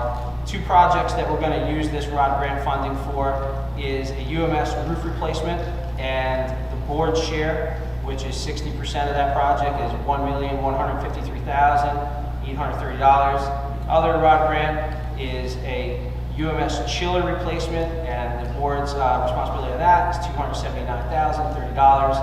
And all 4 of those numbers, they comprise the $207,920. One thing I want to point out, talk a little fast. If those ROD grants don't happen, let's just say we do the walkway, that's our first priority, be ADA compliant, and the other ones don't happen, the money gets refunded right back into the capital reserve account, and the board can proceed to do these projects the following year or for other projects. So that's how the capital projects work. Now, there's a lot of things that we want to do in maintenance. It's a nice area, we have nice grounds, we need to upkeep them. So one way that you can help upkeep your grounds and give a break to your taxpayers is to use some one-time resources like your maintenance reserve account. I proposed a withdrawal of $555,000, $6,000 less than last year, to continue our beautification of our grounds without putting it towards the taxpayers and taking away from the classroom and the students. So that kind of breaks down the taxes, the state aid, and the reserves. The next slide is just a pie chart. Basically, out here, 83% of the money is on taxes, about 9% on state aid. This year, 6.8% on reserves, a little under 1% on grants, and there's a small percentage for the miscellaneous revenue. It was a little small, so it didn't make it on. Basically, most of the money out here is taxes and state aid. Those are the drivers of the budget. The next slide, it's a small slide of the key expenses for the budget. Some are up, some are down. These expenses are based on the requests that were provided by the budget managers, our anticipated enrollment student needs of the students that we have, based on reviewing supply requests, equipment requests, staffing requests, and being as fiscally responsible as possible. I'm going to go through the key areas. Regular program instruction. That's how it's coded by the state of New Jersey in the budget program. For next year, that number is $29,905,764, which is a 2% increase. Special education instruction. Next year's number is $8,846,085. That's a minus 8.9% increase. You might say, wow, how does special education go down about 9% when everybody talks about how expensive those costs are and they go up every year? There was some resizing to that department that was done based on our enrollment and the actual needs of the students. That's what's needed based on the request from the special service director, our enrollment, to move forward with that function. The next is our extracurricular activities. They're all intact, and it's going to go up 2.98% for next year. Our athletic programs, which we talked about earlier, great job with the basketball team and all our programs. Those are fully funded for next year. $90,327 increase was able to be afforded, which is a 7% increase to those programs. Tuition, $3,830,154, a 14% increase. Bulk of the driver of that tuition number is $3,053,000 for out-of-district placements. The rest of the tuition is our charter school, our vocational school, and some other out-of-district placements that we have. Basically speaking, Some of those are options that our students elect to go to vocational education, other education at school. The bulk of those are educational requirements based on IEPs that we try to satisfy in-house, but a lot of our programs, we do a great job of busting the seams and legally. We just have to outsource those, and those are requirements that we have to do, and based on the numbers, actual students, with no anticipated numbers, that's the true number that I was provided for next year. Administration. This isn't the entire administration for the school. This is the administration that consists, as far as the state of New Jersey is considered, for our 11 000 230, 240, and 251 accounts. And what those basically stand for, 230 stands for our superintendent accounts, 240 stands for our principal accounts, and 251 stands for our central office accounts, which at Montgomery is the business administrator and my team, and the assistant superintendent of human resources and her team. Those expenses right there, they're down $40,334, which is less than 1%. So those are a status quo. From basically, there's some consultants that are falling off. There's raises and other increases that are going up. They're status quo. If you look at most districts in the state, administration usually goes up. So to keep those flat, that's a positive thing. Operation of maintenance and plant safety, that's basically our building and grounds.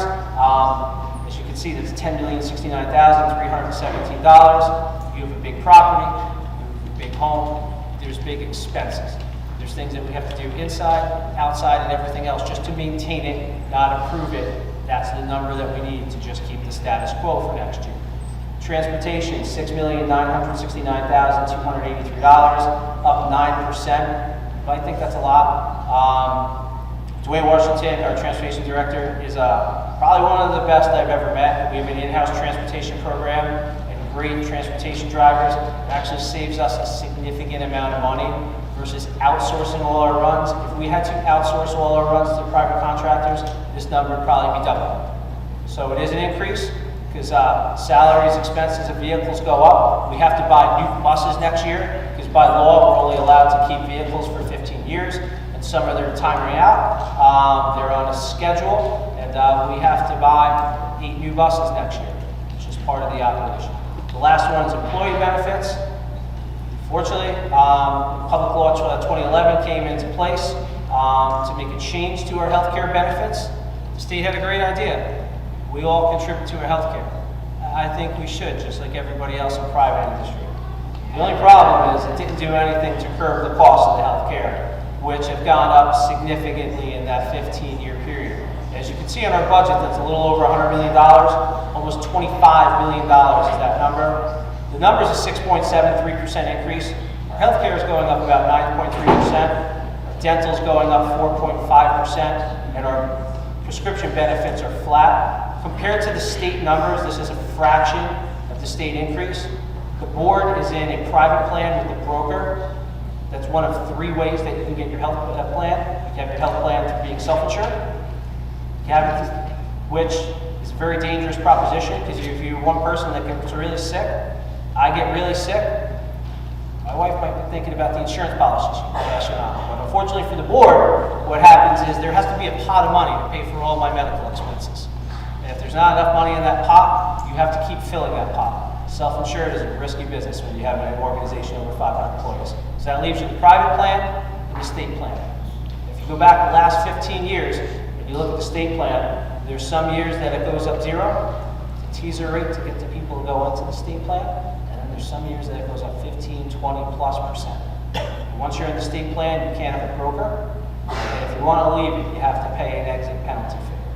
So if you stick with the broker, they actively shop our plan for the board to provide the staff equal to or better benefits at a fiscally responsible price. If you look at their prices compared to the state over the 15 years, they're less volatile and they're just lower in cost, but they're still a very expensive driver in the budget.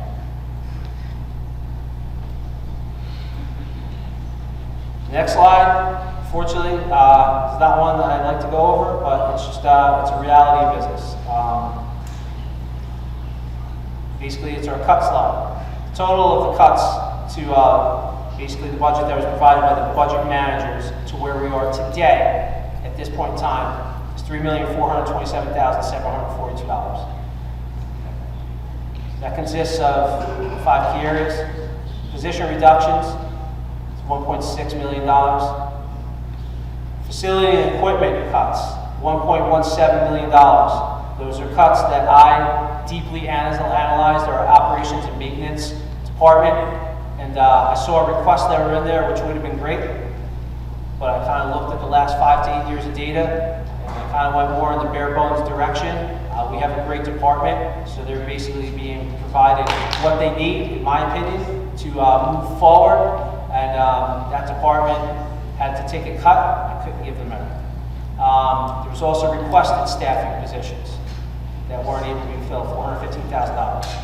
Supplies, services, $177,195. Professional development, mostly the administrative team, $97,780. Next slide is the major drivers of the budget. Every school, Somerset County, New Jersey, probably the nation, salaries and benefits are the driver, just like in any private business. Most schools, 75 to 85% of the budget is driven by salaries and benefits. We're no different. 85.93% of our budget is driven by salaries and benefits, and these are contractual obligations. So if you just think to yourself for a second, we all need to be here to do what we do. It's a contractual obligation, and after you pay back 86% of the money to do that, there's not a lot left to do everything else. The next slide are new additional positions for next year. They're going to be 4 paraprofessional positions at around $33,000 each. I highlighted on the next slide a little earlier when I broke down the capital withdrawal funds, and this is just a breakdown, and it was a visual. The ADA walkway for $450,000, the rooftop unit for $325,000, the rod grant, which the board pays 60 cents on the dollar for, and the state of New Jersey pays 40 cents on the dollar for, so we're always going to do those. $1,153,830, and the chiller replacement at UMS for $279,030 is the board's obligation. That concludes our presentation. I want to pause for a moment and ask the board, at this point in time, if they have any questions. If they don't, I'm sure we're going to be meeting over the next couple of weeks to discuss this further. To not put anybody on the spot, does anybody have any questions before we jump back into the regular agenda? Ms. Filat. So I want to thank you for all your hard work. I know it took endless hours, so I really appreciate it. And I also appreciate this presentation because it was very informative, and I hope everybody truly understood how hard it was to put this presentation together and analyze the numbers. But I do have 2 questions. There's one question on the presentation is one of the notes that is rolling out next year, right? So this is why our debt seems to be relieving some of the tax levy at the moment. Are we planning a new referendum to replace that note? Because we are overdue for the long-term facility plan. So I would imagine that in order for us to raise capital, that would be the way to go. Excellent questions for that. That's absolutely something that I'm going to propose. Being here for the period of time that I have been and still learning about the district, I do want to do that. More than likely, that's not going to make the final budget for this year. That would be something that I would present to keep moving forward because we need to, but for next budget cycle. Thank you. The second question is that I know that this is still a preliminary budget and we're still looking through some of the accounts, but just wanted to get a better understanding where in the consulting professional fees you're looking to and what type of savings you found there. Because the items that we identified were job cuts, facility cuts, but I would hope to see also cuts in the professional fees. Okay, that's an excellent question. As the business, this answer might not be the perfect answer that you're looking for, but it's an honest answer and the best answer that I could give at this point in time. Essentially, as the business administrator, my role is to gather the information from the budget managers, be sure that the basics are covered, and work with my administrators and building principals on what their needs are. Really, I'll be honest, besides knowing the mechanics of the budget, my expertise are facilities, building grounds, the cafeteria department, my department. I don't know what these people do and how they do it. And I give them a lot of credit for doing it every day. The fees, all of those different things, I would be lying to you if I knew every fee, every consultant, everything. That's not something that I really, I'll be honest, I don't make a lot of decisions on things. I'm more of a mechanical person to put this all together. So I would have to say I could entertain going over with you and the board if we want to dive a little deeper into whatever these fees are. But I don't have anything off the top of my head that stands out. That's an exorbitant fee that I could say, hey, maybe we propose changing this service to something in-house or doing it differently. But I welcome the conversation over the next couple of weeks. If there are fees and redundancies that we could kind of reduce and be more efficient, that would be great. There's not just something that's in my expertise that I would be able to offer as an answer at this point in time. Let's jump here one more. Please. Maybe after this presentation, the administrators and any stakeholders who provided input to the budget, maybe they will help find additional savings through the cuts in consulting fees. So, I welcome any feedback. You've been very helpful, Ms. Felak, with your expertise on the board and some ideas you shared.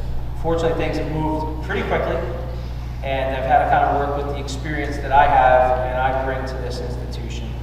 Fortunately, we have the next 5 weeks to really roll up our sleeves and work together collaboratively to see what we could do.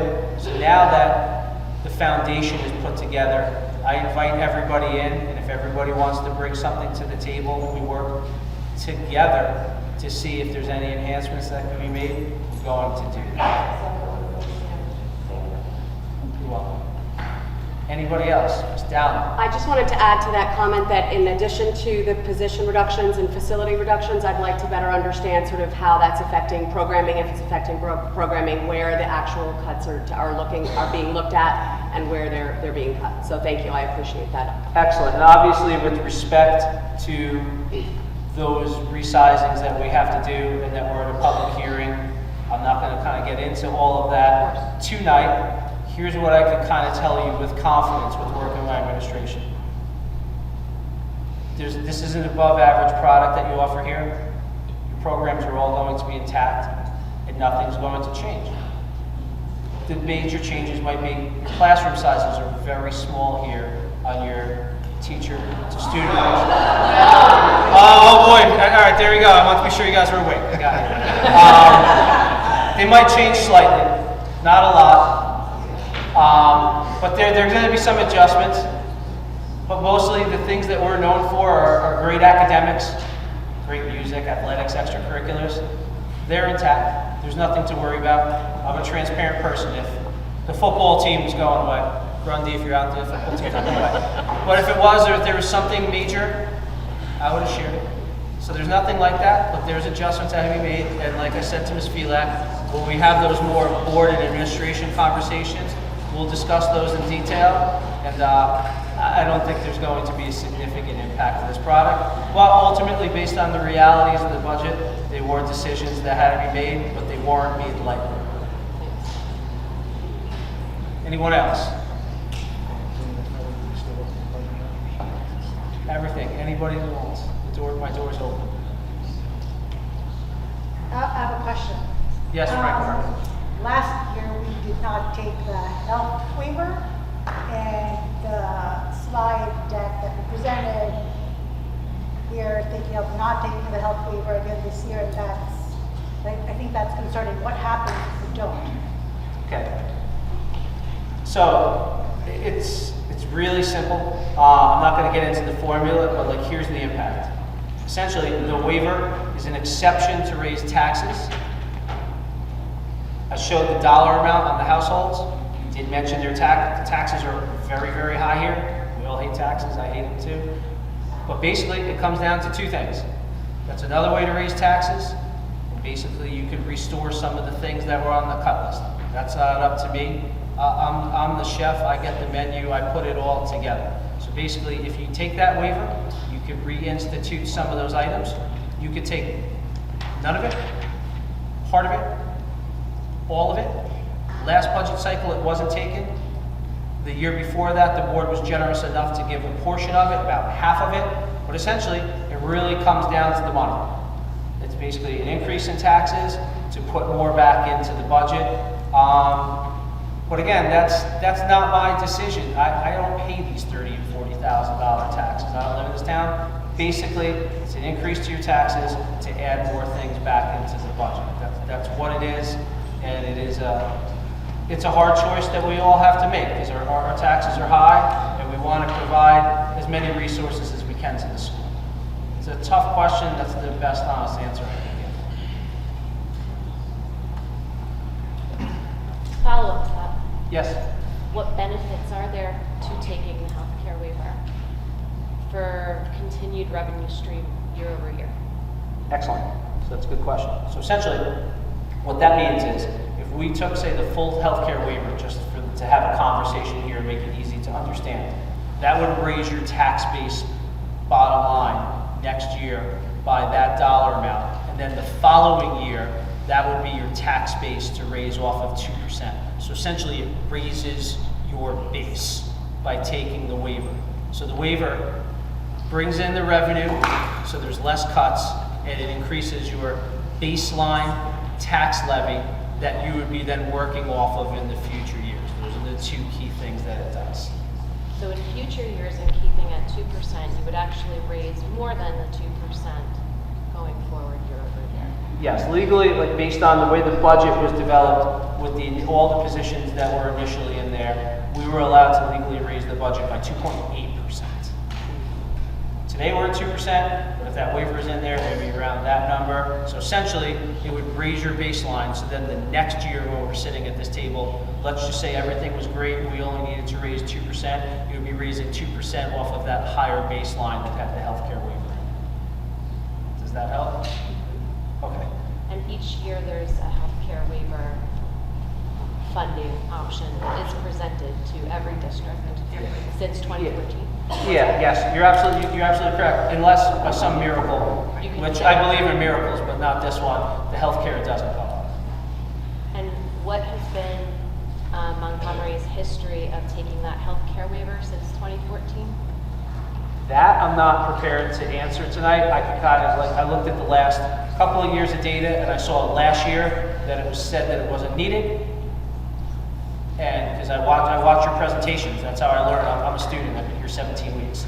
And I looked at 2 years ago, and I looked at the presentation, and I did the math with Mary when I was presenting to the OFF committee a couple of weeks ago, and I saw, don't quote me on the exact number, but half the healthcare waiver was taken. It was a number that was about $1,700,000, about $850,000 was taken, about $850,000 was put back into the bank that I referred to earlier. When we have those further discussions, we could run the historical analysis on that. I wasn't prepared to go further than that tonight. Take you by surprise. That's okay. I'm sure my face is red. It's okay. I've been there before. That's okay, I can help because 2 years ago, when we added additional funds to the budget for the public kindergarten, that amount raised our tax in addition to 2% by $1.6 million. Then we took additional increase of tax by $1.68 million. And then we had also the second question of the referendum for $669,000. In that year, just that 1 year, we raised taxes by 6%. So when you look at the last 5 years of how much we raise taxes for schools, 12%. So that's a lot of money. This is why, like we do want to do right by the students. We want to do right by the staff, teachers, administrators, but we also need to do right by the taxpayers. So that's why we had another month to kind of dive into the accounts and we got it right.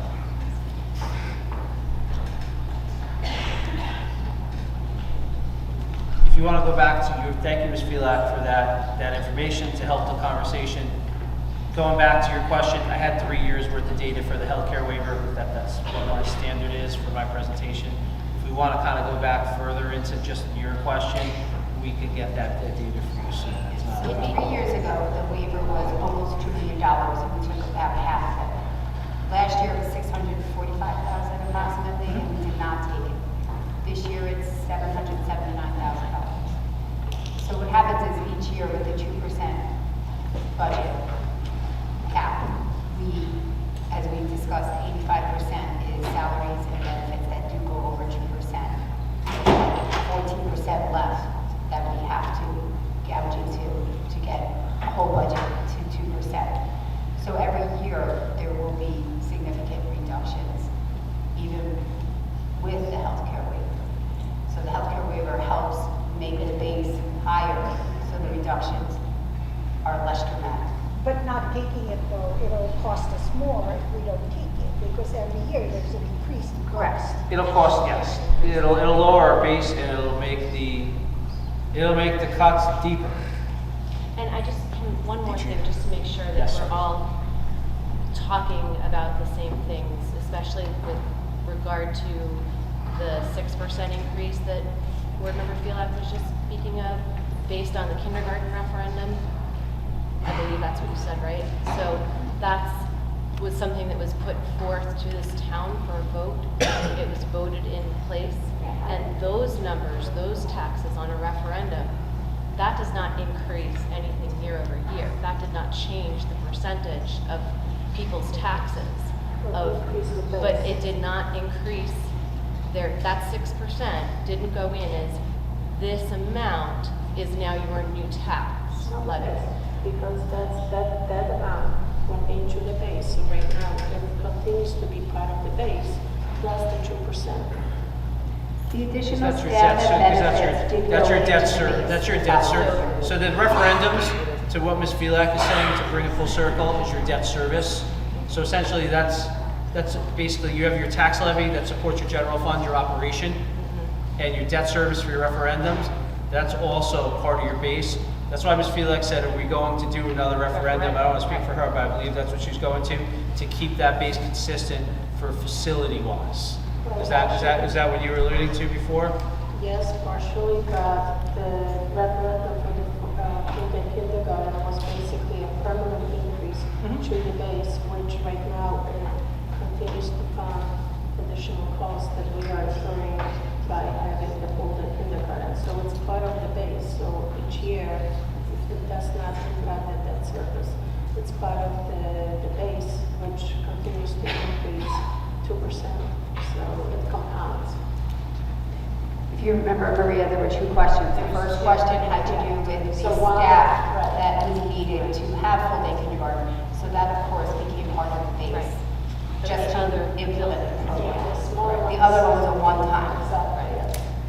That one did not get, that was not included in your 6%. That's my question.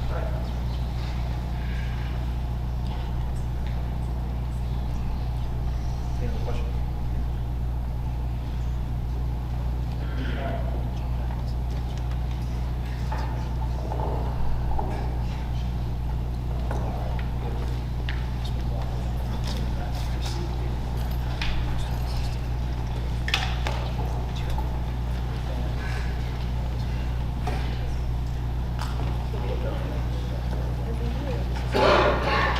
Okay, so that concludes the superintendent report.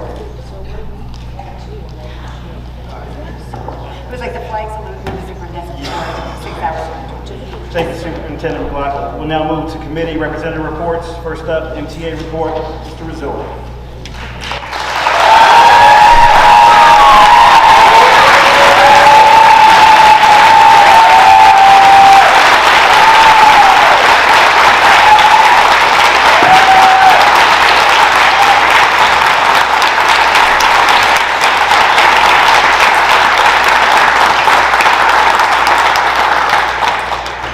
you very much and good evening. Tonight, the MTA will share their report with APSMT and their president, Jen Fidel, in a unified message from both of us.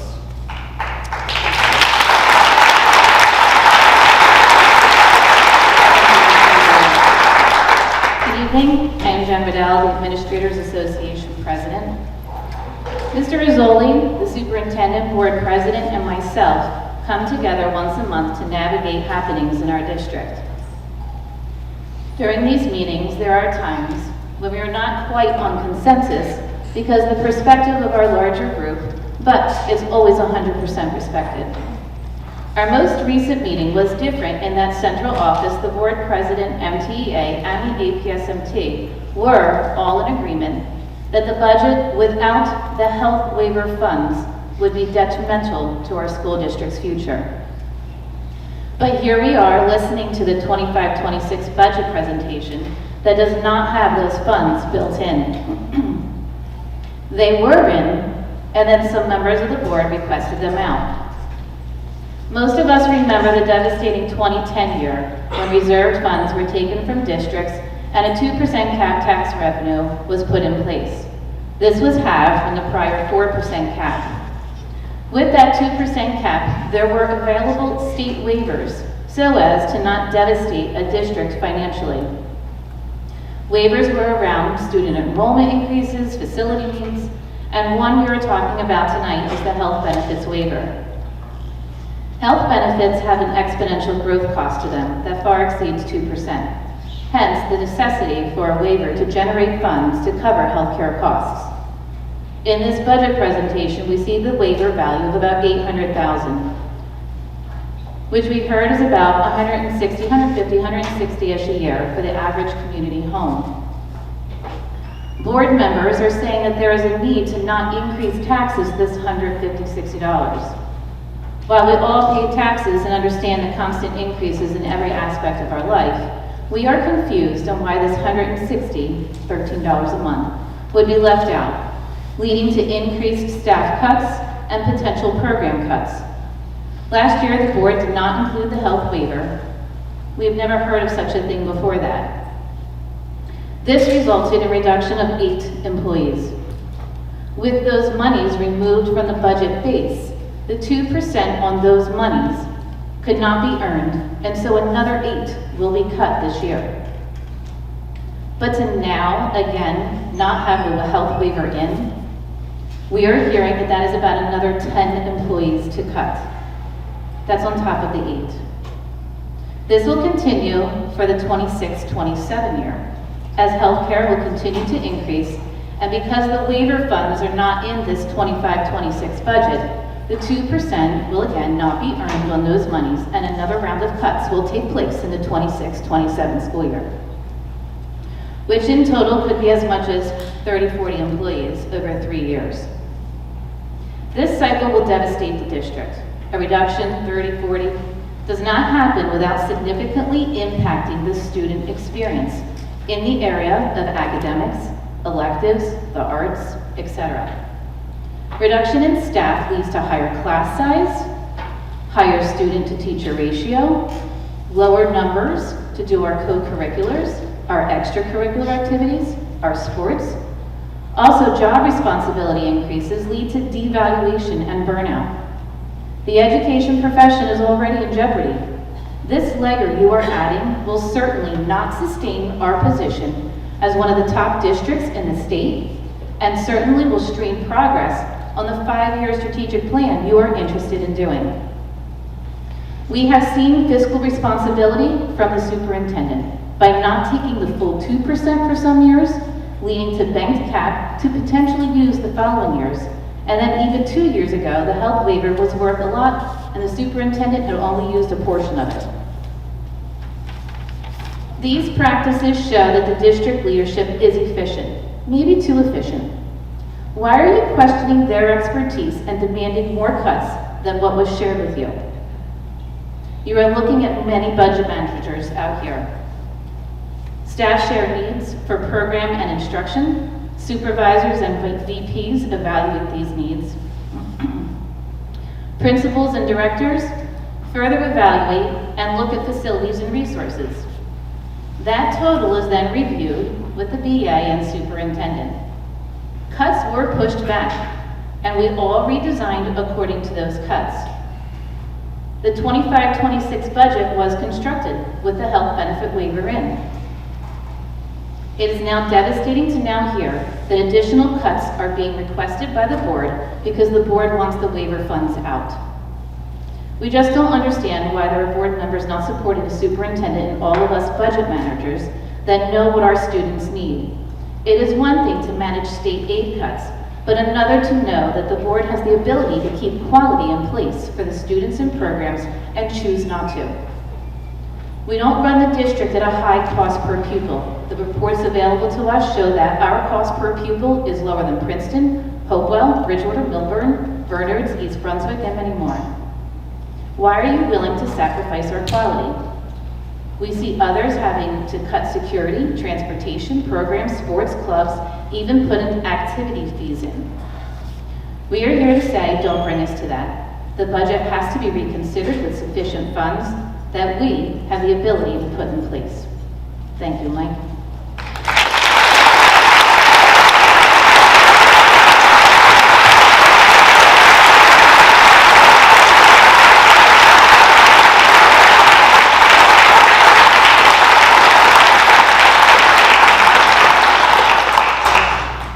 Good evening. My name is Mike Rizzoli, President of the Montgomery Township Education Association. I'm here tonight to speak on behalf of the 600 MTA members working in our district. As educators, we make sure that our students know that what they do matters. Every day, they can choose their actions, and the effects of those decisions affect others, regardless of whether they are positive or negative choices. Tonight, the board faces a critical decision. Tonight, you will choose whether you intend to budget a cap or whether to once again leave vital funding on the table as well as vote to pass the health care adjustment. For the past 2 years, you deliberately chose not to reach the cap, leaving behind $1.6 million that could have been used in district needs in this budget. For the past 2 years, you claimed to make this decision on behalf of the community, and yet, I've never heard once a single community resident tell you that they want to cut positions, increase our class sizes, and have fewer educational programs just to save a few bucks. And ladies and gentlemen, a few bucks is all we are talking about. Because if you have budgeted a cap, the impact on the average home in Montgomery would have been just $4 a week. That's less than a cup of coffee these days. I hope that offsets the cost of the decrease in home values because your school quality is directly correlated to your home value.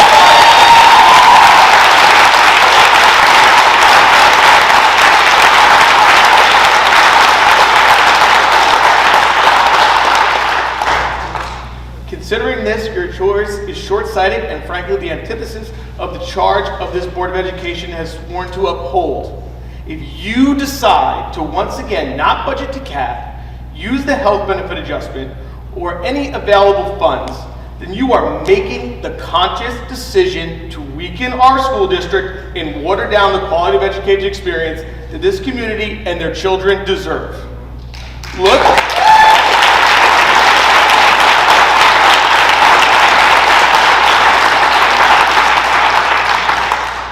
Look around this room. These are the people who care about Montgomery Township School District and about its students and families. We cannot abide by the insanity any longer, especially as we watch the result of the elimination of valuable teaching positions this past year. The MTA leadership simply will not permit you to fund your poor choices on the backs of our members.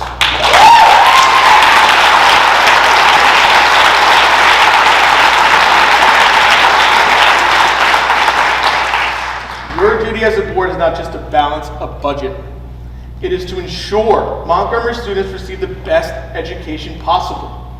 So tonight, make the right choice for Montgomery, for our students, for the future of this district. Budget the cap and utilize all of the funds.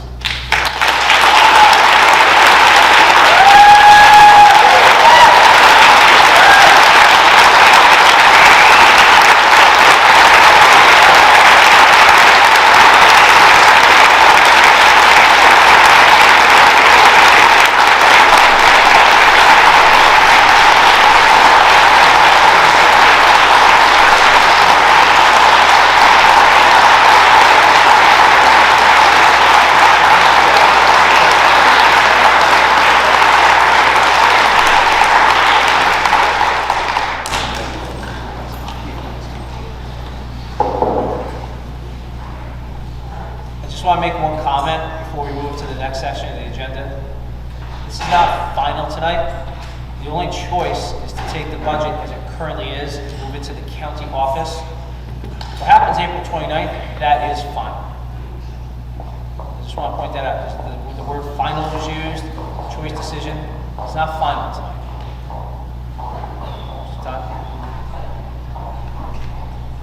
Are there any board member, delegate, or representative reports tonight?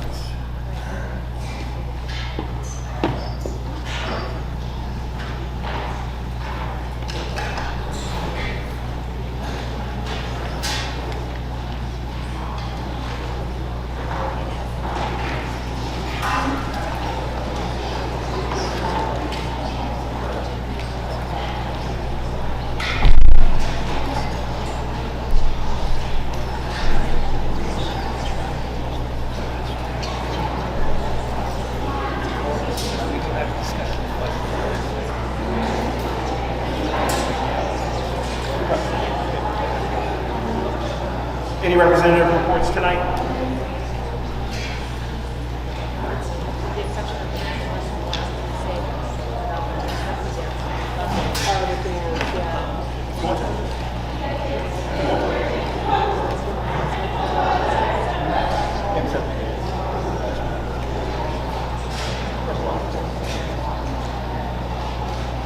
So the only representative report that I would have would be to thank some of the community for their support and attendance at the MSEPTA dance on March 14th with the 80s party. I know that Mr. Rooney was there, Ms. Romano was there.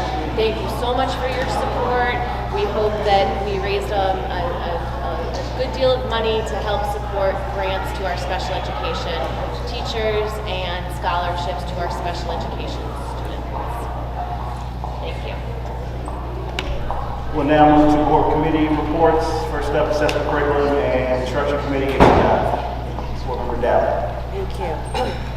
We met both virtually and in person on March 7th. The first line of business was the data collection of the behavioral and emotional screening system. This is to identify potential at-risk students who may need help in real time. Those data results are being collated in a form that will be ready to be presented at a later date. We also heard about the new Lunch and Learn series for career exploration. This was the first career exploration event at the high school during lunch. 40 students signed up and 42 actually showed up, which was really neat. At this event, we had two presenters. One presenter was a business owner and an HVAC specialist who spoke about the trades in general.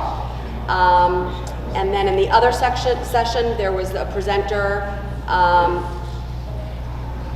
who was a used experience designer. 32 students attended that. We partnered with the Municipal Alliance, who provided lunch and snacks for the students. We had a survey that went out that indicated that students really liked it and they appreciated the intimacy of the sessions. Students were able to ask their own personal questions about what they were interested in. Our second event will be in March, where we will have an engineer who worked at NASA and a pediatrician come and work and talk with the students.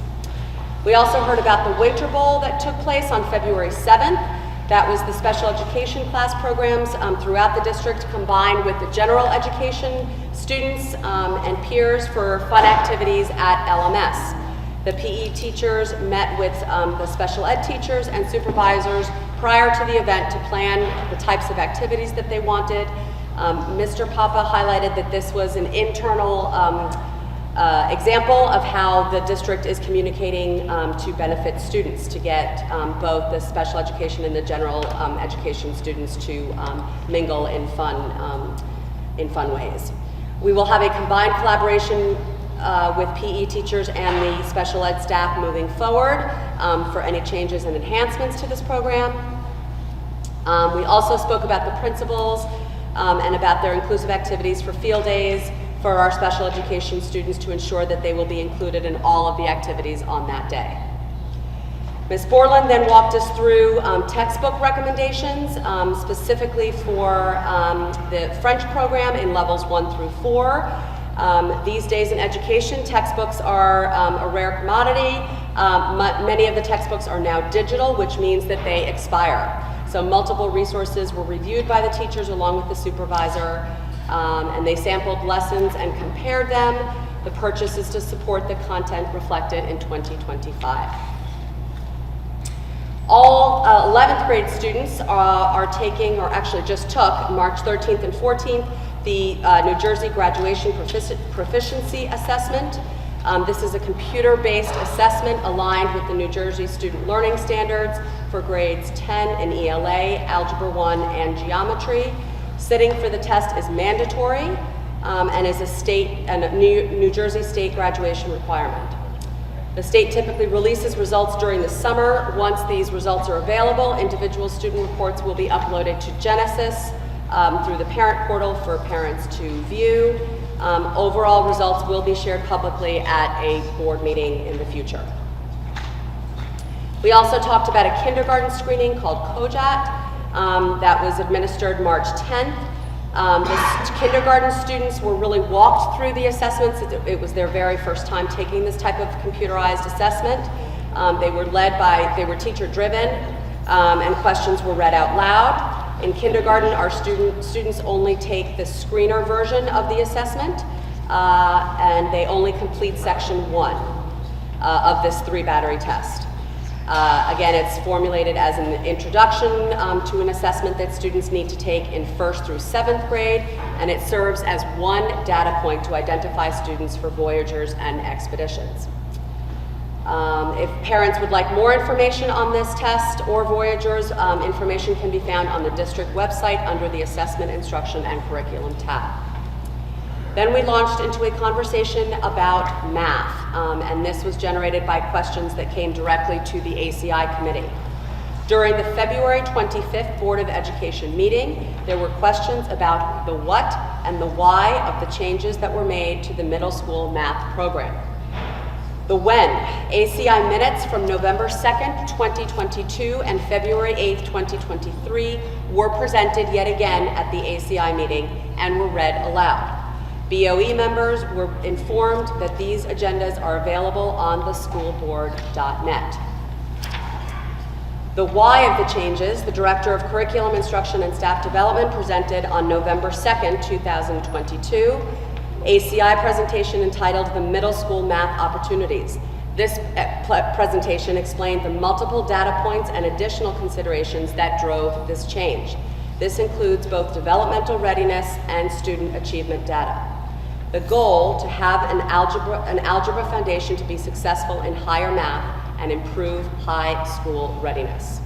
It was communicated to the board members that the presentation is also available on SchoolBoard.net. To address an additional concern expressed at the February board meeting regarding the possible impact that our middle school math offerings may have on the upper school, high school math courses and the access to the AP Calculus in the 11th grade, members of the ACI committee were assured that changes to the middle school math program have no impact on students' high school mathematics course offerings. The high school program of studies, which is available to the community on our website, was presented to illustrate a pathway in which 9th grade students enrolled in Algebra 2 Honors are provided the opportunity to be enrolled in AP Calculus BC in their junior year.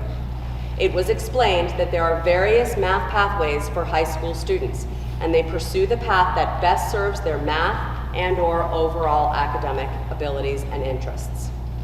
In response to an inquiry about enrichment at the elementary level, it was explained that in grades K through 3, we use the program Bridges, which has an enrichment opportunity built within the curriculum, which means that instruction is differentiated within the classroom.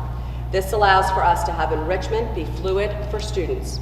Similarly, the Envisions program provides the same enrichment opportunities for our 4th grade students.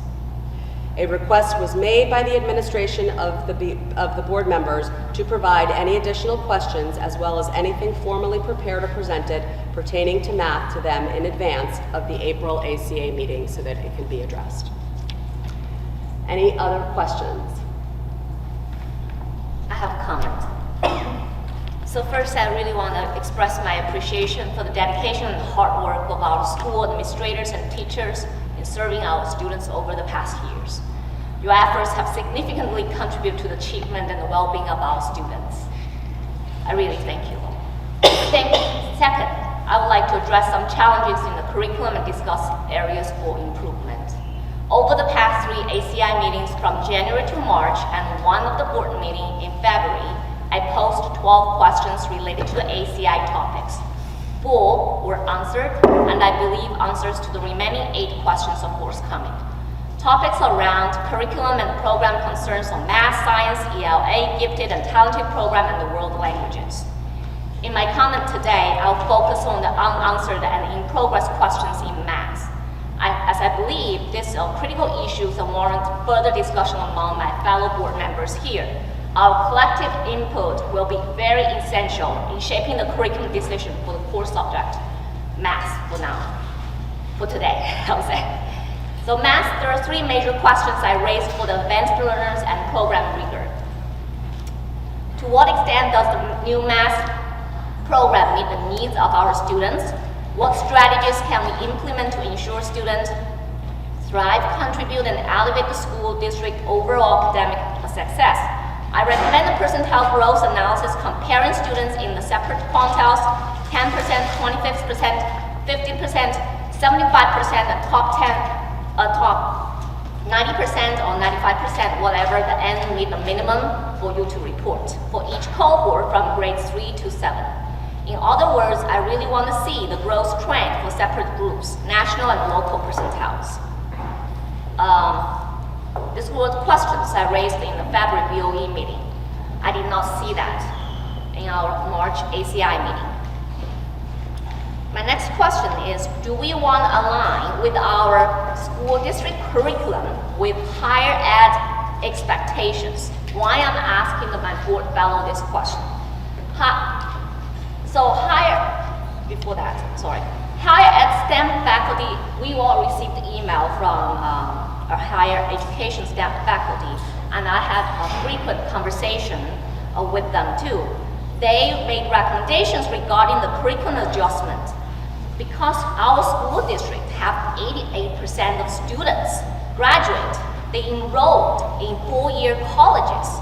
It is crucial to incorporate the STEM faculty from R1 University especially, their insight to better prepare our students for post-secondary success. And I also checked the Good School data. Even though we have 88% of the school graduate chose 4-year program, not all of them survive through 4 years. What can we do as a school district to help them survive through the 4-year colleges, right? To be more specific, the faculty's recommendations are offering a very clear pathway for students to finish AP Calculus BC, AP Statistics, or AP Physics ABC before the fall of senior, which is the application deadline. So this is the program I was really hoping to show and use the projector so everyone knows what I'm talking about. And this is my second time to request to use the projector, which I told I'm not allowed to. I don't know by law why I'm not allowed to use technology to have a meaningful, engaged conversation here. But this is the diagram I'm talking about. In other words, access to advanced AP courses such as AP Calculus and AP Physics, opportunities that should be made readily available to qualified students in our district. And also research indicates the district aligning their K-12 math curriculum with higher education expectations produce graduates who are better prepared for advanced coursework and STEM-related careers. As a board, we also received concerns from students and parents. The students submitted a letter to the BOE highlighting the inequitable learning opportunities across different cohorts. More than 50 parents collectively submitted a appealing letter advocating for increased learning opportunities for students starting early grade in elementary schools. Next, I want to talk about the importance of early differentiation in math. So I'm also an educational researcher specializing in K-12 STEM education. I and my colleagues frequently participate in national conferences, and my experience across Eastern, Western, and Midwestern school districts suggests that early differentiation in math leads to stronger foundation, increased engagement, and improved long-term outcomes. So currently, UMS offers the most salary programs for 7th and 8th graders. That's the bottom of the box. That means for 7th graders, they're allowed to take geometry honor. 8th graders, they're allowed to take algebra 2 honor. But this opportunity, if it's eliminated for the incoming 6th graders, reinstated later, will be very challenging. So when they did the revised math program in 2022, then you can see from the school website, you will see there will be no algebra 2 offered to 8th graders in the future. And there will be no geometry honor offered to 7th grader. And 5th grader, they're just math 5th. And 6th grader, there will be no algebra honor 1. That most salary program basically got eliminated. Dr. Wang, do you have any specific questions related to Board Member Dowling's report? Yes, I do.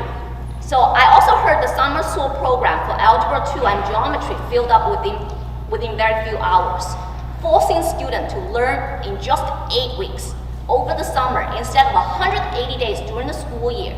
This contradicts the goal of building a strong foundation in math.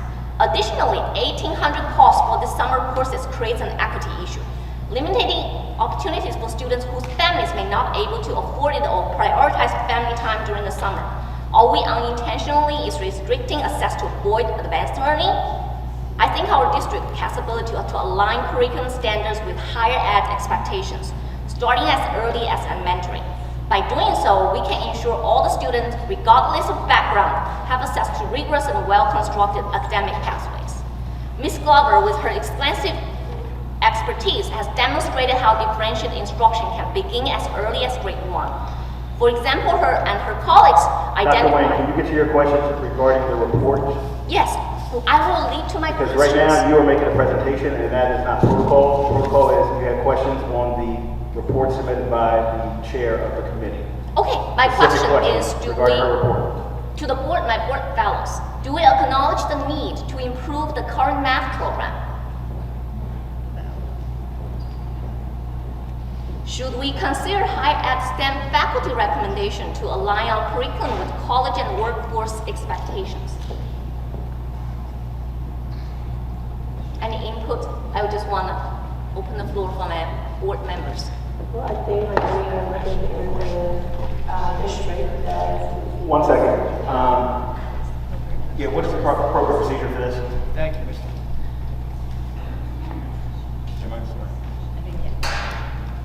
Thank you, Mr. President. I will.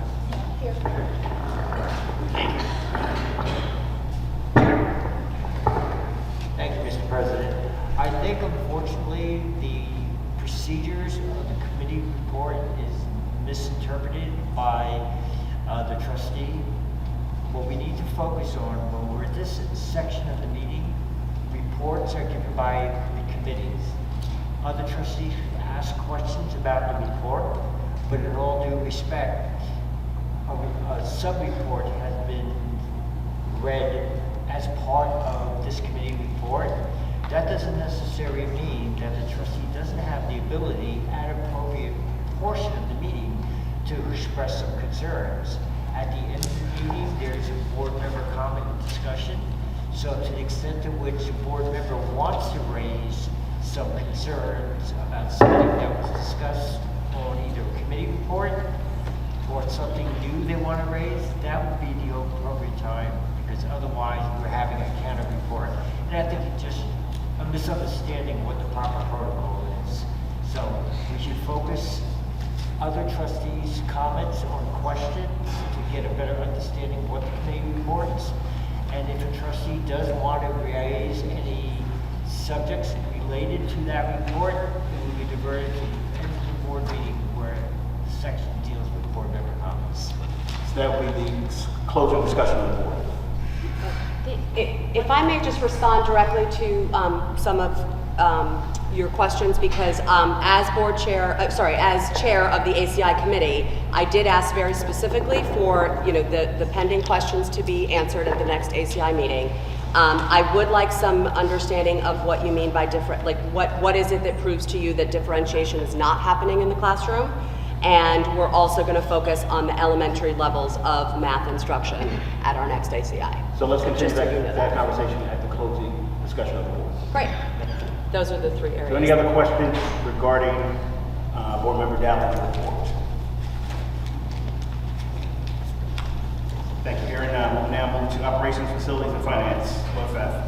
Board Member Phelan.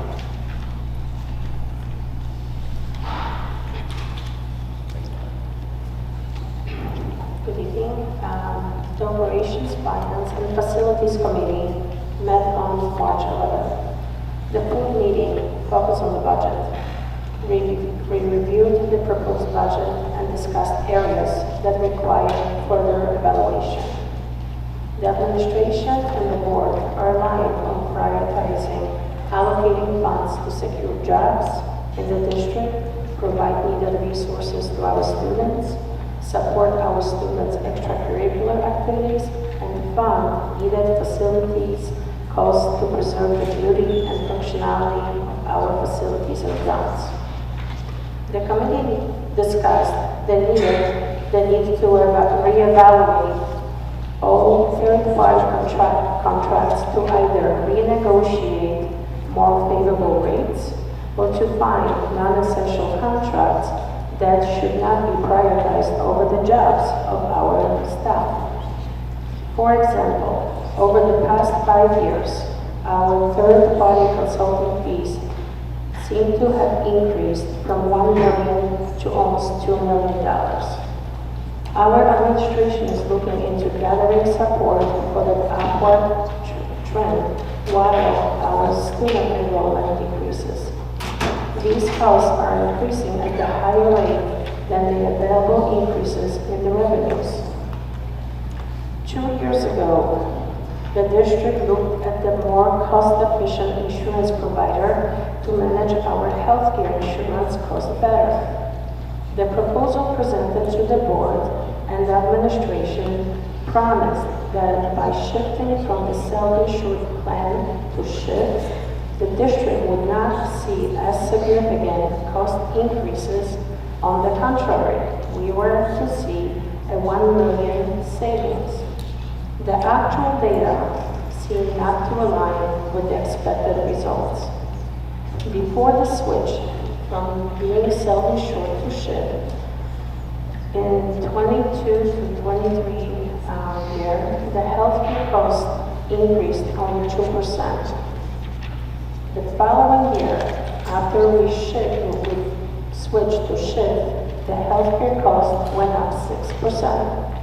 And the subsequent year, the healthcare costs went up 12%. The board asked for support of these increases. Do we have a higher number of claims? What is driving such a dramatic increase? I hope within the next month, we will be able to gather more information from the broker to better understand what needs to be done next. Another area that requires attention is the cost of the substitutes. Over the past 4 years, our cost of substitutes increased 23%. On average, every day, 20 teachers are absent. That means that every day, over 400 students sit in a classroom with a substitute. In other words, every day, 10% of students do not benefit from a teacher-led classroom instructions. Today, the budget presentation is the first draft proposed by the administration. We appreciate seeing our staff and the parents attending our meeting today. The information presented is very important to our students, staff, and taxpayers. Your engagement is very much appreciated. Your feedback is very much appreciated. The board welcomes comments, additional feedback after this meeting from the staff and the parents to ensure that the revisions that will take place next month will be properly prioritized. Thank you. Excuse me, with all due respect, Board Member Felak, that did not sound like the report that I read that we got in preview of what happened at the meeting. I don't have a sense of what you talked about at the meeting. That sounded more like what you wanted to project, but it didn't sound like your board minutes. What meeting? It was the off meeting. You did not attend the off meeting. I understand, but I did receive the notes from the off meeting, and it had nothing to do with what you just talked about. That was not the notes from the meeting. It was just an additional exchange between the administrator and, looking for insights and explanations of support of some of the accounts. So this is still work in progress. I understand that, but I thought right now we were giving committee reports in terms of giving exact notes of what was talked about as a committee to the rest of the board. And I'm not sure that I understand that. I basically reported on what was presented to us, the details of the accounts that were presented to us, and the trends that developed. So perhaps maybe who is the note taker for OFF during committee meetings, and if that could be addressed with them, because at this point, nothing that you spoke about is listed on the minutes from the meeting. I really needed to listen to what you said because it had nothing to do with what was on the report. Okay, thank you. I just want that noted. Okay. So noted. Moving on to Policy and Communications Committee, Board Member Willis. I do have a question about Oh, I'm sorry. I apologize. Sorry about that. just a couple things on the budget, and I think this all correlates with the budget discussion. And I think, I appreciate the simplification of the budget and just putting into specific categories of how we want to manage it. But after hearing the summary, I think it would be beneficial, and I think that's what you said, Andrew, we're going to dive deeper into the consulting fees. It is quite alarming that, we have been promised, I recall this from last year in our insurance space, some significant decreases, and we're seeing increases. So it would be beneficial for us to understand how did we get here. And also, the third-party contracts, every month we look at this is, my feedback. Every month we look at the list of consultants, and I think some of the board members are familiar with them. I'm not in education. I think it would be remiss for us not to dive into that and see where the savings are. I'm obviously not for any cuts when it comes to school districts, but it is concerning that we rely so heavily on the third parties and the consulting areas in the school district having such talented administration. So something for us to take a look at. And as far as the notes are concerned, notes is just a summary of some of the discussions. I think from what we're seeing with ACI committee, what we're seeing in OFF, we are looking for the experts that sit on this board that have the knowledge, whether it's data analytics or financial background, to give us that more of an insight. I think it's beneficial to all of us to listen to that, right? I absolutely do too. I think that there are protocols in terms of how we run a board meeting, and I think we have to go through the proper channels in terms of when we ask questions, how we ask questions, and we have to model that for our entire community. I think that's really critical. Correct. So if I have a question, should I save my question and comments towards the end of the board meeting? If you have a question specifically regarding a report, you can ask that at the report. If there's other discussion that you would like to have, that comes at the end of the board meeting. When I ask for if there any closing discussion for the board. So they're talking about this third-party contractors. I quite agree with that. Is some of them, I actually reach out to them to ask what this type of service we could provide and how much, what are the measurable outcomes for this third party we hire them. And they also, I think, I offer suggestions actually NJDOE offers some free resource to all the school districts in New Jersey, 600, and why do we have to pay some third contractor to do that work? just general questions, okay? So I agree with you is we should take a look what are the measurable outcomes from some of the programs where we can save. And that can be reviewed during OFF. During the committee. That's what that committee is for, correct. During OFF, Correct. we're going to go through, you know, the. Any other questions regarding OFF? Just for clarification purposes, because we've mentioned it a few times, what third-party contractors, like give me an example of one so I know what you are referring to.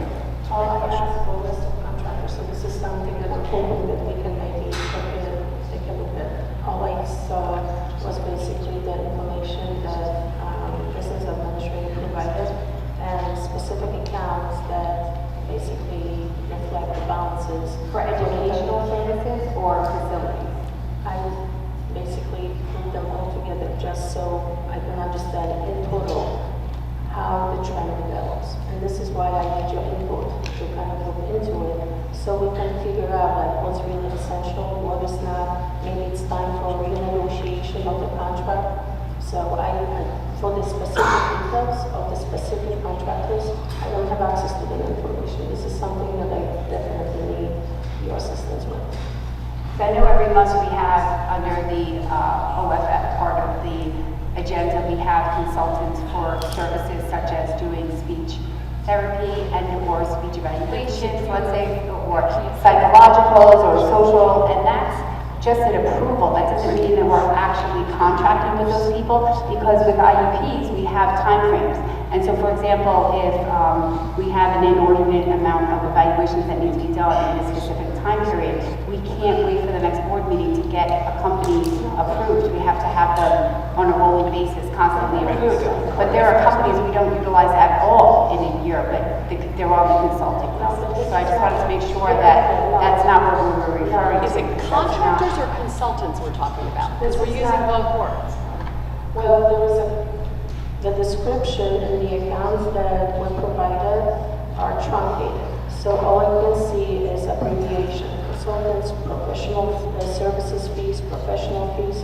So I basically just look at the account numbers and I put them together because they look like, you know, they all belong to the same category.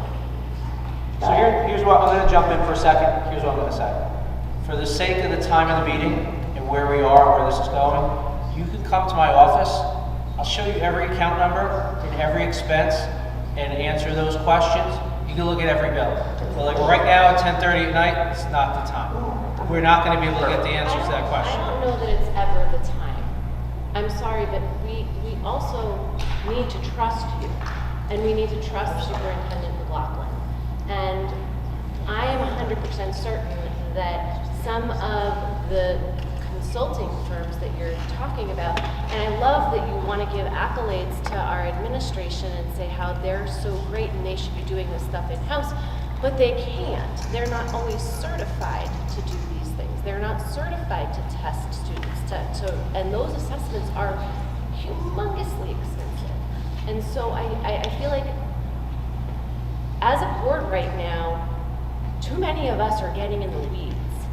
And this is supposed to be a high-level, overarching type of perspective that we're here to listen, to ask questions. We're not supposed to be making day-to-day decisions. It says it right here in the Code of Ethics that we all just listened to a training about. Well, these people are. Thank you. And don't clap. I don't need any clapping. But you are professionals.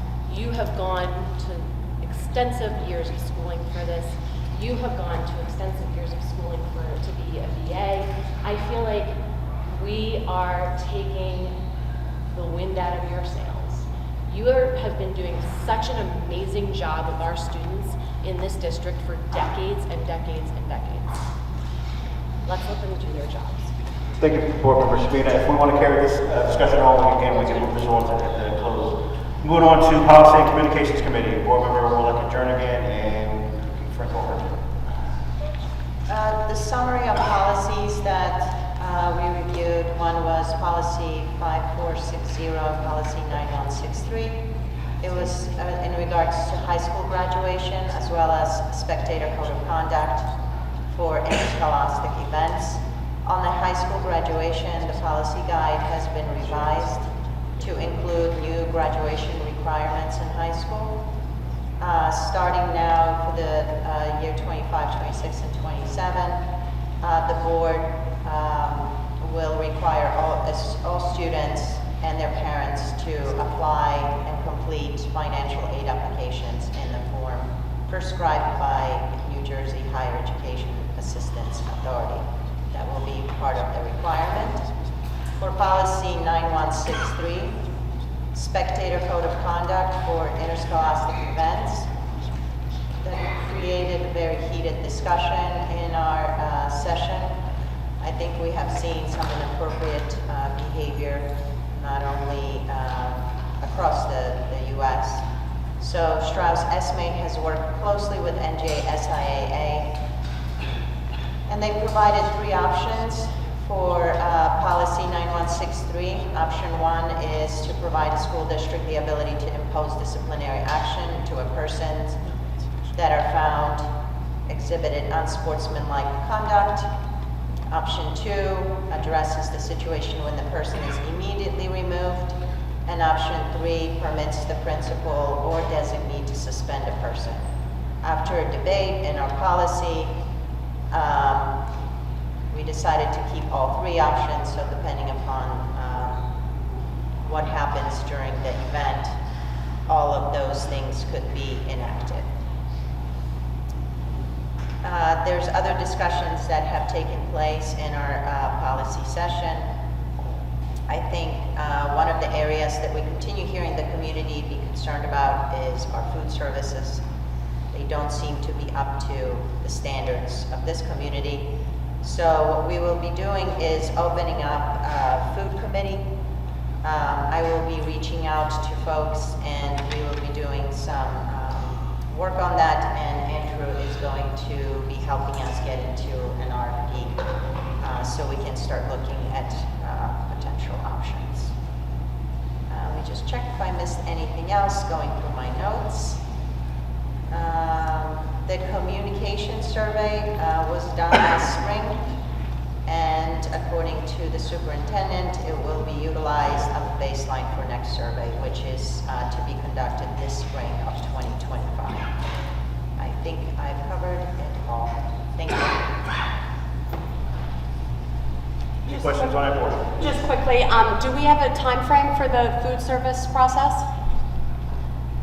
Yeah, I can answer that. So essentially, there's documentation that I reached out to the Department of Agriculture that I would have to, I don't want to kind of get into it, but that I would have to proceed with to entertain moving forward with RFP, because we are in the middle of a 5-year contractual agreement. Right. So essentially, it's a 2-step process that you would have to first request being removed out of the contract, and then after you get that approval with the Department of Agriculture, then you can move forward with an RFP.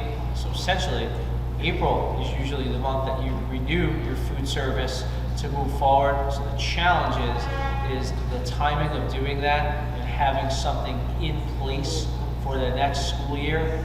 To kind of not go too deep in the rabbit hole on this, I reached out and I have basically the ball in motion. It's just a matter of the time to do it. The challenge is, I don't know if that's going to happen for July 1st, but based on some feedback that I heard, it's definitely it's something that we should be open to. That's the best answer I can give you. That's terrific. Thank you. And I think, Mary, you mentioned too during our session that we have some clause that we could get out of, and I guess that's what you're just describing right now. Yes. So for the committee, Michelle, I would like to put a committee together, whether it's, just us, do we want to bring some parents in? So if anyone has any recommendations, I'd like to keep it small. I don't want to make it big like what we did last time.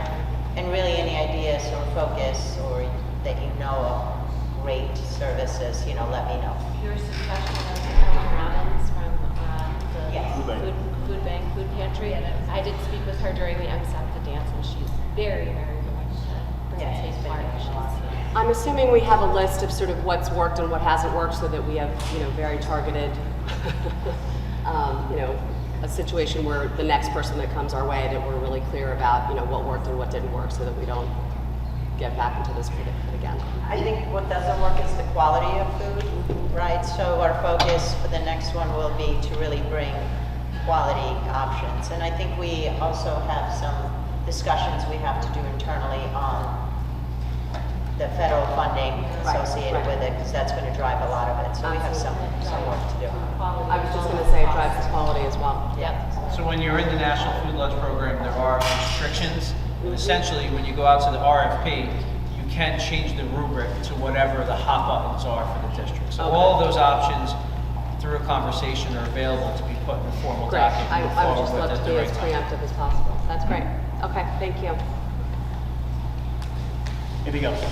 I have a question. So have we spoke with the current food service provider and just shared the feedback and asked for their input to understand what went wrong? Because like originally the promises were great, what happened? So I have a scheduled meeting, but for the sake of respect to the food service vendor, there's always two sides to every story. I'm in the process of that, but like for the sake of the forum that we're at right now, I'm gonna leave it right there. We're gonna move forward, okay? Thank you. Any other questions? Human Resources Committee met on March 11th. We talked about the BA position. We came down to 2 final candidates, and Superintendent is recommending Mr. Andrew Italiano for the Board Administrator position. And we will soon, pending his approval, we will soon be posting for the position of an Assistant BA. We also talked about the UMS Principal position. Position has been posted. All the feedback about the interim principal has been wonderful. I think he's still here over there somewhere. There he is. All the feedback has been wonderful. We have some strong candidates, so we're looking to make that position permanent very soon. Any questions on HRC? Hearing none. This time I'll entertain a motion to approve minutes of February 25th, 2025 executive session and February 25th, 2025 business meeting. So moved. It's been properly moved and seconded to approve the minutes. Roll call, please, Mr. Italiano. Dr. Wang? Yes. Ms. Dowling? Yes. Spina? Yes. Dr. Harris? Frank Harvard? Sorry. I'm sorry, I'm going. That's why I keep saying the 10:30. Calm down. Frank Harvard, yes? Yes. I didn't hear you, I'm sorry. Ms. Phelak? Yes. There's Ms. Harris. All right, I got it. 1 for 2 is not bad. So like Jernigan? Yes. Dorgan? Yes. Stop. Yes. Thank you. The board acknowledges the correspondence of the board. This time we'll go to action agenda items, public comment. The Board of Education welcomes and encourages input from the public. Members of the public are allotted 1 opportunity to address the board regarding the action agenda items only for up to a maximum of 3 minutes per speaker. All comments must be directed to the board. Before you make your comment, please state your full name and address and enter both on the Chromebook provided. Being mindful of privacy rights regarding students, board employees, and board members, and to avoid any liability on the part of the speaker, the board discourages defamatory and discourteous remarks. The public comment portions of the meeting are not structured as question and answer sessions, but rather are offered as opportunities for the public to share their thoughts with the board. The board may need to refer an issue to the superintendent if the issue has not been handled through the appropriate chain of command, usually starting at the school level. Responses may be provided at the end of this session. And again, this is for action agenda items only. Please state the action agenda item number prior to speaking. I'm going to address the budget. The budget? That's an action agenda item. 3.7. 3.7? It's the budget. 3.7. I'm a Belleville resident, and I wanted to ask a question. I'm not sure if you can answer, or if this is a stupid question, maybe. I know all these apartments are being built. Are we considering the potential tax revenue from those buildings before we cut cut the jobs? And then second item, I wanted to say that I know that the MTA president said that he represents 600 people, and the school is on the shoulders of these teachers. Yes, they do a great job. You can see that on the results. But I also want to remind you that you represent thousands of taxpayers. And we don't all live in $1 million homes. And we do struggle. A lot of people lose jobs, and we do suffer paying these high taxes. And some of us, when we have to sell homes, and potential buyers will look at the taxes and they see how much they increase. Like their 1 year was almost 6%. We are also gonna pay for it. So I just wanna put it out there. If you can cap it at 2% and protect the taxpayers, that would be great. Thank you. Any other public comments on the action agenda items? Any other comments? Going once, twice, no. Please write your name, type your name in the. Thank you.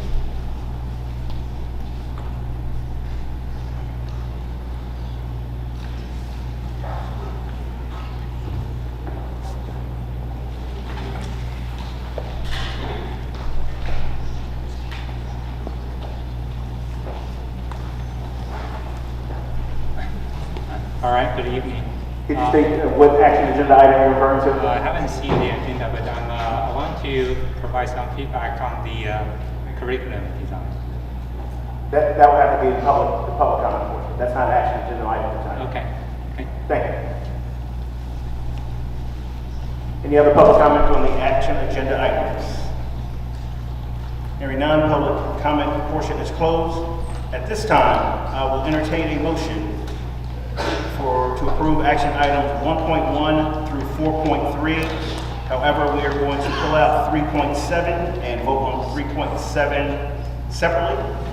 And just a comment on 3.7, as it was stated, well, this is a preliminary budget, and this budget is due to the county tomorrow.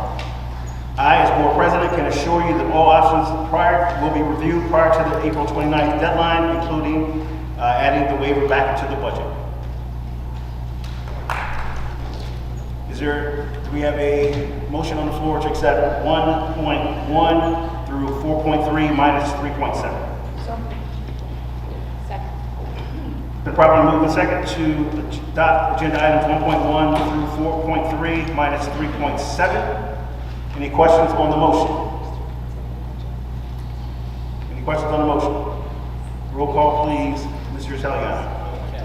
Dr. White? No question. I mean, No. Oh, sorry. This is roll call for the vote. You caught me off guard. So this is a roll call for 1.1 through 4.3 less the budget. Minus 3.7. Less the budget. yes. No more questions. Okay, do you vote yes for the resolutions? Excellent. Yes. Ms. Dowling? Ms. Spina? Yes. Ms. Franco-Herman? Yes. Ms. Vilat? Yes. Ms. Harris? Yes. Ms. Jernigan? Yes. Ms. Nargan? Yes. Mr. Todd? Yes. Thank you, motion's carried. Thank you.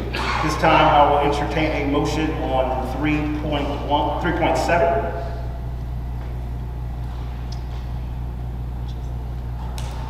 So moved. Second. It's been properly moved to accept action agenda item 3.7. Any questions on the motion? Just for clarification, we are voting for this tentative budget because it needs to go to county, but we still can make changes, including the addition of the waiver. That is 100% That's correct. 100%. Yes. This budget, we have to say yes, we have to pass this motion, this item, in order for you to send this budget, tentatively budget, to the county superintendent tomorrow. And Yep. then we can make any changes. Yep. I'm gonna go right ahead and reiterate.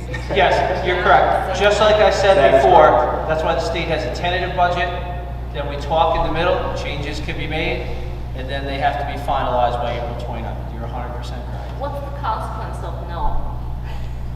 That is, I've never seen that in my life. That would be a big problem for this district.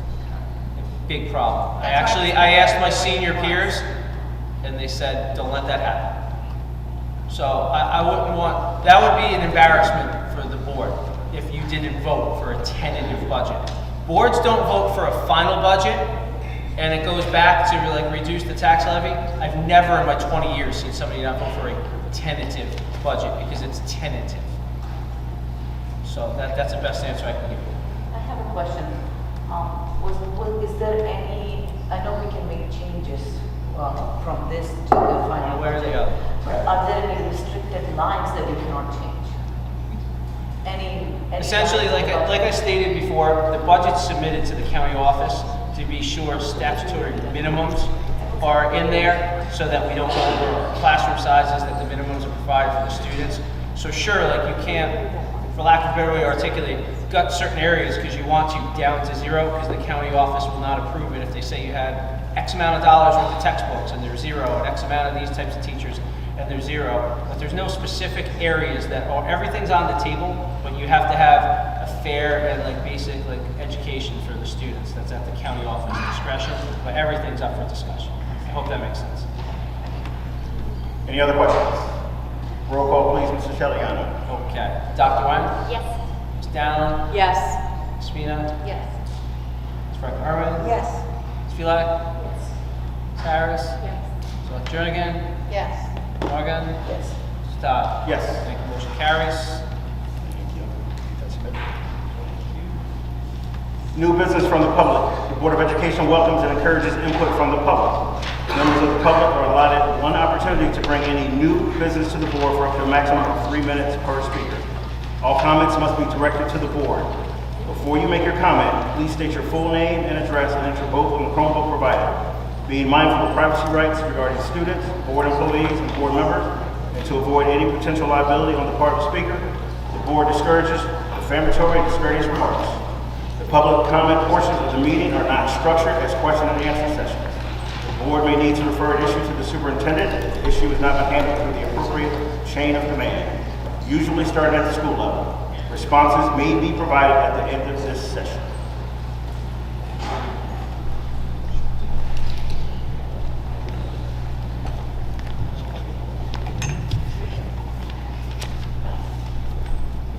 Good evening, board members. I am Varsha Ignatius, and I am in 4th grade at VES. I feel I'm treated unfairly. I am good at math, but my dad told me I cannot do pre-algebra in 5th grade. My brother, who is also good at math, was able to do pre-algebra along with his friends in 5th grade. I would like to do pre-algebra in 5th grade, algebra 1 in 6th grade, geometry in 7th grade, and algebra 2 in 8th grade. Similar to how my brother and his friends did. Please do not be unfair to me, as fairness is January's pillar of character. Thank you. Thank you.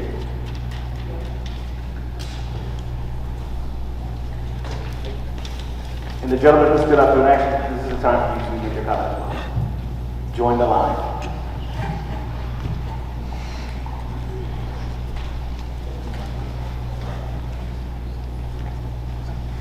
All right, thank you. Good evening. So my name is Paul Ma. I'm a professor of accounting and information system at Rutgers Business School. So I'd like to take the opportunity to share my perspective as a higher ed educator, particularly from a business school perspective on the curriculum, particularly on why these mathematics and STEM courses are very crucial nowadays to students that even think of business as their majors in their colleges. First point is, the business world and the business education has been transformed dramatically in the past few years. And across the entire nation, including Rutgers, basically we are kind of quickly adapting our curriculum to incorporate generative AI, artificial intelligence, data analytics, and analytical thinking, mathematical modeling, and real-life problem solving in the curriculum. Okay, and second is the employers are also constantly requesting the graduates to be equipped with such skills, particularly in these quantitative and computational skills. And turning back to the admission, I myself also serves as academic director for the Master of Accountancy and Analytics program at Rutgers. So turning back to the admission perspective, now we are actively looking for applicants, student applicants that have more advanced training, solid training in calculus, mathematics, statistics, computer sciences, and even physics, because that's exposure of the students to such training in the high school will make sure that they will succeed in the future college training and also in their future career. So from our perspective now, we do see this is as a general trend that more and more colleges are placing more emphasis on the STEM-related training in high schools, and therefore I think enhancing such training in the high school would give our students a cutting edge, relative to the competitors, both in the college admission process and later in their job searching and job placement. Okay, thank you. Thank you. I really appreciate the faculty from business school also provide this input. I think this is really helpful for our high school students who are considering applying four-year colleges. Thank you. We're going to move on to the next public comment. So, thank you. Thank you.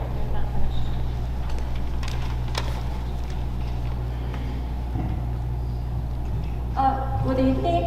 My name is Han. I'm here to speak in support of reinstating the Max Acceleration Program in our school district.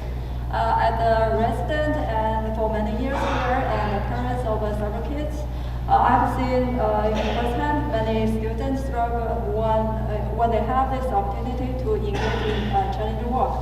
The Max Acceleration Program provides the opportunity in the past years helping students who are ready to go beyond their standard curriculum to stay motivated, engaged, and excited about learning. Without this program, high-performance students will feel under challenge and may not reach their full potential. We know that our schools have excellent teachers, and they are very experienced and they have skills needed to support students in accelerated environment and help them succeed. We should not waste these resources and should let more students benefit from their high quality teaching, which is very successful in the past years. I've spoken to several parents and students before who got through all this program. Currently they're in higher grade and also some of them in college already. They share their experience to me that they have how completing more advanced math courses such as Algebra 2 in 8th grade has been incredibly beneficial. These students have told me that being able to build their math skill early help them succeed in many different subjects and also set up them for future success in higher education and their careers. By restating this Max Acceleration Program, will not only encourage academic excellence, but will also ensure that our students have this opportunity to succeed and no matter where they start. I ask the board to consider this long-term benefit for this program and bring it back to our school district. Thank you. Thank you.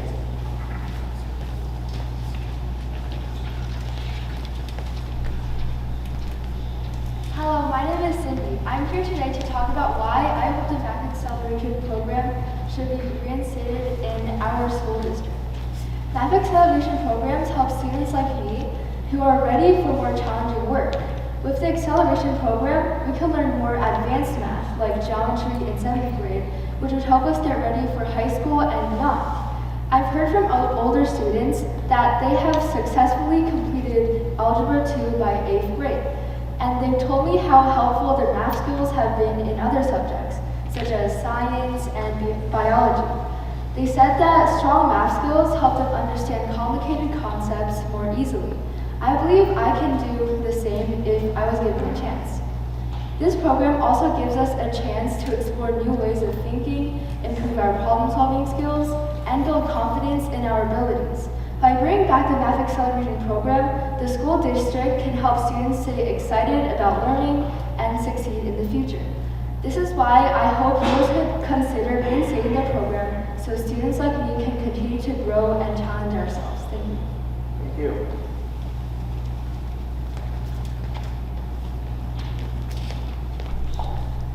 Hello, esteemed guests of the Board of Education of Montgomery. My name is Athreya, and I am here to share my concerns about the accelerated math program in Montgomery. I've been in the accelerated program since 2nd grade, in which I was taken out of class and pulled to 3rd grade math and so forth. Currently, I'm in 8th grade, and I'm doing Algebra 2. Recently, this accelerated math program has not only helped my skills in communication, but also raise my intellectual skills. I am constantly motivated to always go to math class and share my studies with my peers outside of school. In fact, we have a group chat in my class, and we always share not only what we do with math and how we can improve our lessons and make our lessons more fun. Math also has helped me do competition math. I am personally very interested in competition math, and I'm part of the Math Count state team, which represented Montgomery in the state competition on Saturday, in which we came 4th, the highest we've ever been in 8 years. So if we want Montgomery to be consistently going to a state competition, representing the state in a higher level, we should continue the accelerated math program. I know there are some concerns about how there's no point of continuing this math program as it doesn't affect high school students, but the same could be said about music also. Why don't we quit the music program? As anyways, most college students decide to not do music. Yet, consistently in 7th grade right now, some of my friends decide to do 2 orchestras or an orchestra and choir class because they are motivated to do music. This continuous interest is the reason why the music program still exists, and I feel like if the double accelerated program continues in Montgomery, we can make Montgomery a better place. Thank you. Thank you.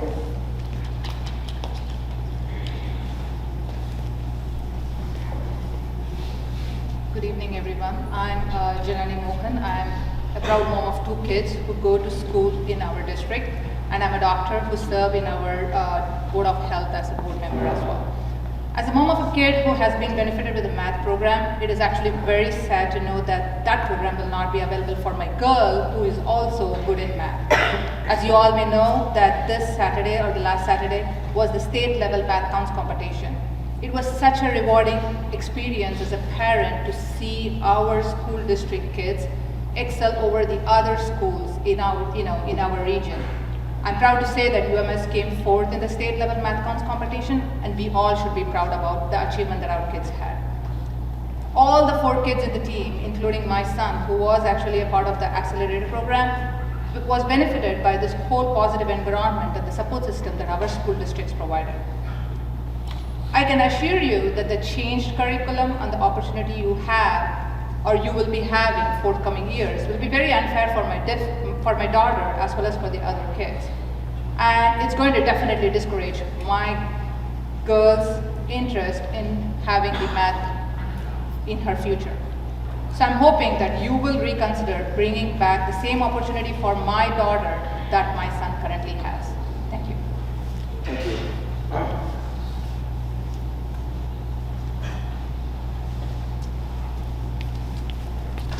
Good evening.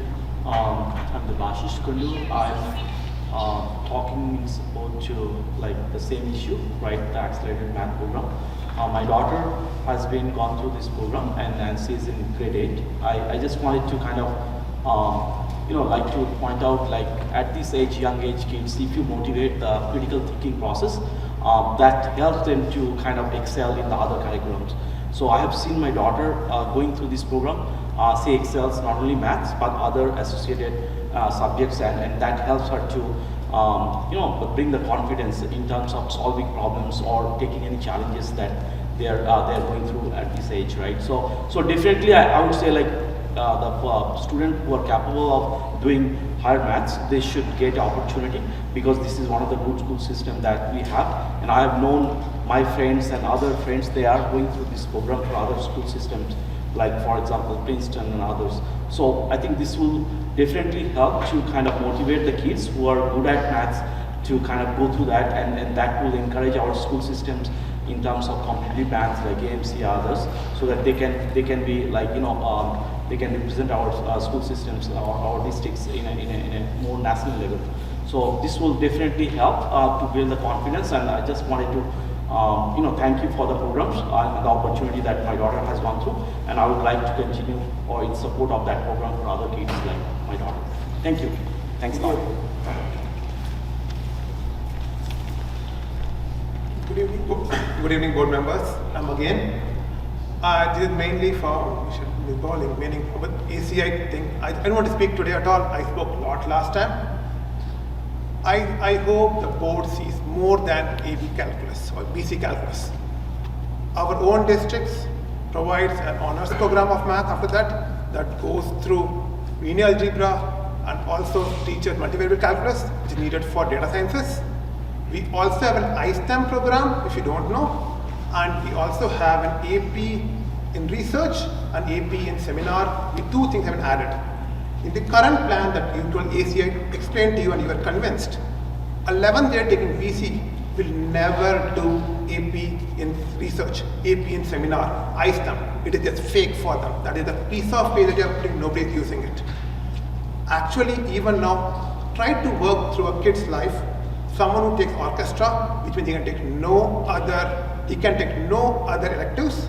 Somebody who is scoring a perfect score, imagine mathematics, he will do pre-calc, calc AB in 10th, calc C in 11th, and he will do only one honors. There is no point of this AP chemistry, the first page looks so nice. No, nobody uses that because there is no pathway. And that is how the ACI has made it, where it looks nice on paper, but not a single student can go through. And something ACI can ask, tell me the students who have done that. One good person, if you want to go, George Cow, he's a graduate from here, went to MIT on math, represented IMO from Montgomery. He went to the accelerator program, he did research to MIT Primes, and Montgomery News talked about it. And school feels good, and even now, George Cow is the best mathematician. The downgrade of mathematics, if you see students who have gone out of the school district, you will see in the past 4 years, whoever is good in math, representing school, leave the school and go to other private schools because there is no opportunity. Just putting a student program of studies, saying this program is available, but not giving a path. Even if a person gets 100%, you don't give a path. So I don't even know why print something which somebody can't get it. Look at the option 2, the number of option 2 students do. Look at the number of options 2 data that you have, and that's something you should ask. How many kids go to Cornell, Columbia, do online courses that stress the high schoolers?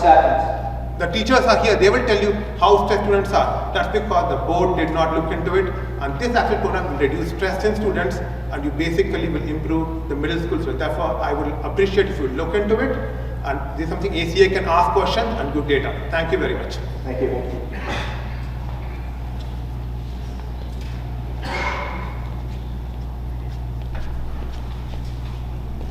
Hello, now about summer program, SOAR.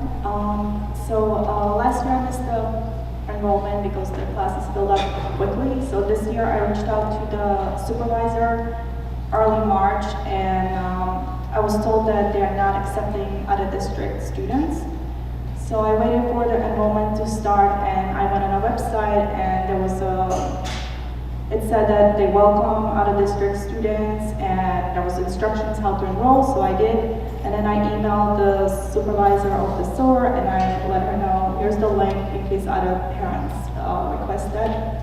So she told me that they are not accepting out-of-district students, that she was going to refund me, excuse me.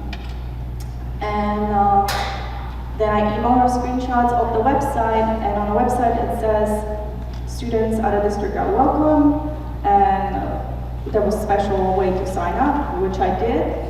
And so I sent her the screenshots, and I left it at that. The next morning I woke up, I checked the website, and all that information was removed overnight.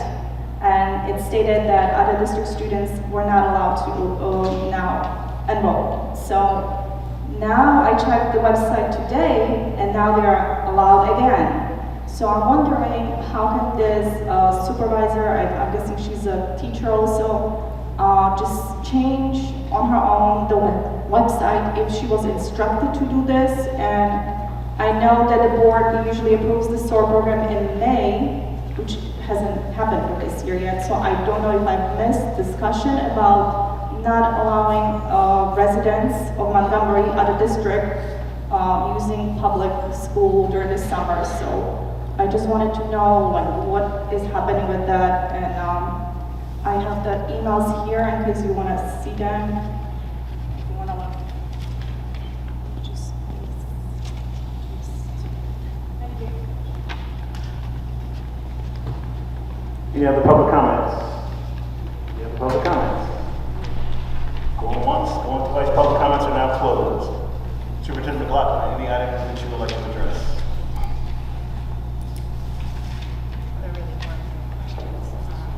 The question about SOAR, I do believe, did the coordinator reach out to you today? I know we don't do back and forth. Okay.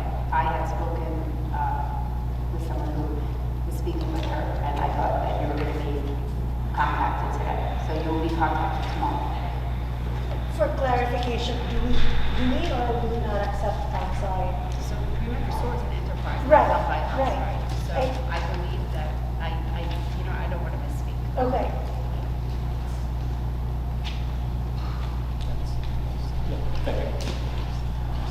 All right, any other closing items for discussion from the board? I just want to thank all the parents and professors from R1 University come here to express your expectations. I would like to continue work with my fellows here and ACI members work on this math program issue. Thank you. Any other items? I have an item. I just went to New Jersey School Board Association just so we're all on the same page around our roles and responsibilities. And the primary role of a school board is to ensure that the school district is well ran. This can be achieved by crafting policies, providing guidance and direction to the chief school administrator. An individual board member cannot make any decisions, and their key dual role that we all represent here, and that is to represent the concerns of the citizens and taxpayers and parents and the school administrators, to represent the need of the students and the school district, the citizens, taxpayers, parents, and community. The relationship between the board and superintendent is crucial. The board sets policies, goals, and objectives for the district and holds the superintendent responsible for implementing these policies and achieving these goals. And the reason I wanted to say it out loud is because we are in this forum only during this time. We are not allowed to communicate in this forum. This is our only forum to have an open discussion. So I would hope that we all will allow each other to share our thoughts, because we can't do that in any other way. It's the legal guideline that we have. This is the only place we meet. I appreciate that it's late, but when we have things that we want to share, when we're making decisions around budget, when we want to ask questions, because I would like to make an informed decision, I would like to understand the details of things before I agree. You grilled me here for an hour on my policy. That was okay. But today we have a very important decision to make around budgets, and we're not allowing each other to speak. So I just want to be, I just want to be, when did we not allow to speak? The only question I asked Board Member Filak was, do those reflect the notes of what was talked about at the committee meeting? That's all I asked. I never said, please don't speak. I guess I'm just trying to say that there's notes, which is something that is discussed, and then there's a perspective and ability to have a conversation. I think this is the only forum we have to have. Fair enough, and this is the portion of conversation. When we were reporting out in terms of each one of the committees, that was the time to report out about what happened at the committee. That's all I was trying to address. I never said, please don't speak your mind. I said, during the time that we are reporting out in terms of what happened in each committee, I was following the notes, and it just didn't go with what was said by Ms. Falek. That's all. Yeah, I think, Michelle, it's impossible at the end of the meeting to go back to the discussions we've had, right? So I would appreciate if we were just a little bit more open-minded in these conversations and listen to what each one of us has to say. Anya, I was sitting here at the same time listening to Joanna and looked over at Cookie and Michelle, and both of us said, all three of us sat here and said, were you on OFF? Were you in OFF? Did this actually happen? Because none of it is reflected here. I mean, like ACI meeting notes is exactly what Michelle reported on. PCC is exactly what you reported on. HRC, except for personnel issues that are confidential, is exactly what Patrick reported on. That was a little bit off what was there on the screen. That's the only thing. I agree. And a lot of wait, I just one more thing, okay? Because this is something that, agreed, we have the time now to speak about this. We are a board of committee, right? Right? We've made that choice to be a board of committee. This is not something that was handed down to us from the state. We choose to do so that we can have these discussions in committee as well, right? And then we come here and we're supposed to talk about what happened in those committee meetings. If we're gonna change that and it's gonna become a 2-hour, debate about what happened in committee meetings, we should just be a board of the whole. And we'll sit here for 7 hours every month. That's the choice. Just to speak about my own opinion, I just feel like we need to put it into very specific buckets, because the committee reports to me is the committee voice, right? This is the time to have your own personal voice. And I think I agree with you, Anya. We've had many conversations about we don't have a venue to be able to have open discussion, but I feel like committee reports need to reflect what was talked about at the committee, because that's not your opinion, that's what was talked about as a committee. And we have to really be careful about reporting out so that everybody on this board has a voice. I think that's really So critical. I would challenge us to take this time at the end of the meeting. Fair enough. I mean, and have a discussion, whether it's about ACI and some of your findings, whether it's about policy, or whether it's about all, right? So I don't want us to be rushed off. I think this is an important part of our time together to have those level of discussions. And just one more comment, Maria, to your trust. I trust, right? But these are our employees. So we need to make sure that there's a function being performed and that we have, Just a correction, the board has one employee. One That is employee, Mary. yes. One employee. I think sometimes that's often forgotten. Understood, but that employee is responsible for answering the questions, right? So I think we've asked for clarity in terms of the budget, because it is such an important decision that we're making, and Andrew has offered that to us. So I think it's important for us in this next month to be really critical about the questions that we're asking and to seek answers. I 100% agree with you. I think it's a really important process that we're going through. So And is that let me just make we it clear. individually, or we meet again to ask questions? Yeah, so in what format do we meet? Figure it out, time permitting. Okay. I have 2 other regular jobs that I do every day besides the budget. And I think The we best should we go can. through Mary, which is the protocol. Absolutely. She's the superintendent, and us as board members should go through her if we want to instruct any other. Mary and I are going to sit with each of you. I'm not doing this by myself with anybody. So that's how that's going to work. And remember, LEOD. this portion of the meeting is available every single month. It is up to each board member, if they have an issue to discuss, to use this time. Okay, so I don't deny anyone this time to speak about any issue that is on their mind. I ask for this every single month. I think we also have to remember, though, that there is a protocol in terms of asking questions at the committee level, making sure that questions are being asked and answered by, on the parent level to the immediate teacher, then to the immediate principal, then to the immediate. Chain of There command, is a correct. very specific chain of command that I think we need to, as board members, make sure that parents are availing themselves to all of the Oh, you know, yeah, all of the January, resources, it's yeah. part of the That's stage one Right, governance so, training. And that was so emphasized on the if ethics community discussion. members are reaching out to you, let's say, about the math program, I think that you need to start by advising community members That's what they did. to go to the schools. And I genuinely care about this topic too. That's I why know. I present that. And I don't think our math curriculum meet the standards of R1 universities, faculty's expectation at all. Are we risking 88% of our school district graduate? Or do we want to risk there? That's general. That's why I want to bring this issue on board, because I found it very difficult to have this conversation at ACI. ACI have their regular meetings, you know that. They have rundown they need to go through. After the meeting, leave me know on Q&A time. Oh, dang, that's not true. We've had lots of Q&A time. And you've had individual conversations with Ms. Borland. Yes, and we disagree with that. Okay, that's a different That's question. You different. may That's disagree, different. but you definitely had more than enough time to ask all of your questions and to get them answered. They didn't answer all of them. That's frustrating. But please don't say you didn't have time for Q&A, because that is not true. No, You may disagree with the answers. That's Yes. a different story, but I disagree you did with get the your answers. time. Okay. Okay. Fair enough.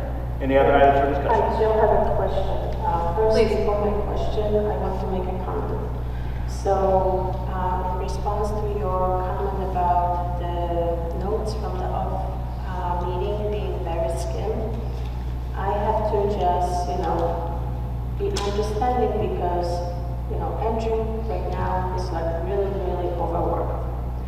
When you look at the detail of the notes 2 years ago, it was very detailed, very, informative.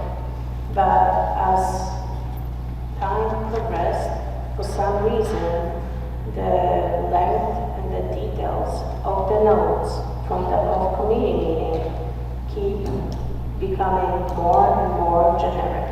So yes, the notes are maybe like 4 statements. But the meeting was over an hour. So you can imagine that we discussed much more than just those 4 statements that you read in the notes. I did discuss the issue with the superintendent numerous times because I did ask her why, over time, the details of our notes keeps decreasing. I found very informative to read the notes from like 4 years ago, 5 years ago. That's how I became more versed and informed about what was happening. So I would not jump into wrong conclusions. So I do value your point, but I have no bearing on how detailed the both notes are. My question though is about the curriculum. So reading the emails that we received from the parents, hearing board member about how much time she spent analyzing data and trying to understand what is the best course for our students.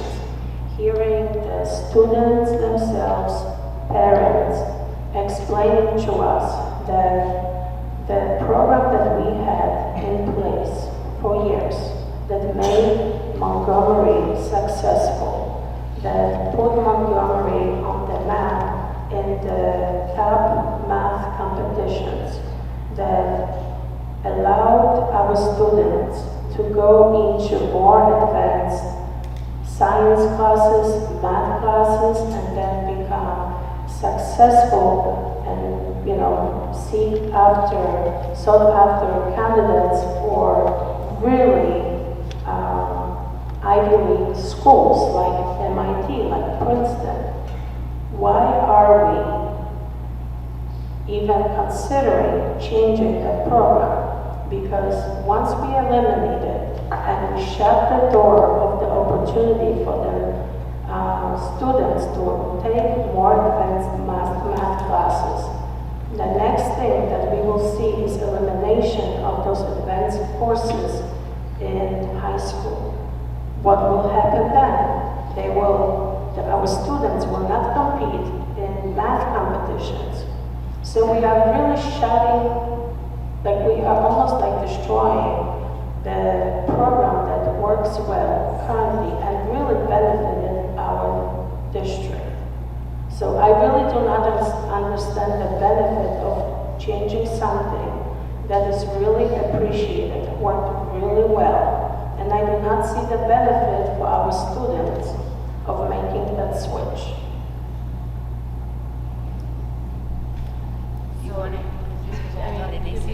Can you just reiterate the dates of the board meetings that we should go back to? Yeah, to review? I do ask you to go back to the board meetings. I don't want to speak out of turn, but I can tell you that where is it that it's proven that students are not being A, differentiated in terms of their instruction, and B, challenged? Like those two I think need to be answered. Secondly, there is data, and the math specialists that work at the schools went back to really look at student progression, student growth, and what is it that they're mastering. They have to be able to master foundational skills to be able to move to the next level. But nowhere is it documented that students are not being given opportunities to be challenged and to have differentiated instruction in the classroom. It might be called something different, but the differentiation is happening in the classroom. Not enough. What is not enough? Yeah, what is not enough? Bottom one has been eliminated, and when you compare this That's one, not that's why I'm sharing differentiation. the slopes. Yeah, those are That's just not names of courses. That's not differentiation. Okay, whatever you want to call that, the most salary program is being eliminated. What they make the changes is here, and you can see, as I mentioned too, is grade 7, geometry honor is not offered in the new UMS program for the upcoming rising grade 6 students. Grade 8, algebra 2 is not going to be offered in the future.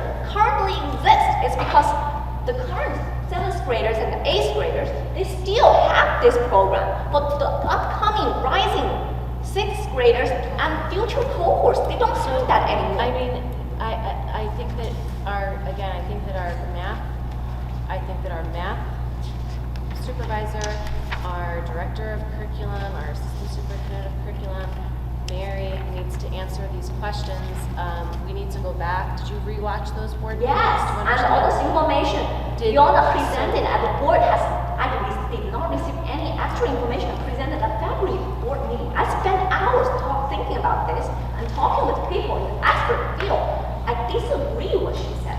But that's the thing, is that it's a disagreement. You may not agree, but Disagreeing does not make it. Correct. not I don't want to get into how, but I want to get over the general direction. What direction as a school district we want to go? Do we want to align our expectation with the higher ed expectation, or we say, no, we don't want?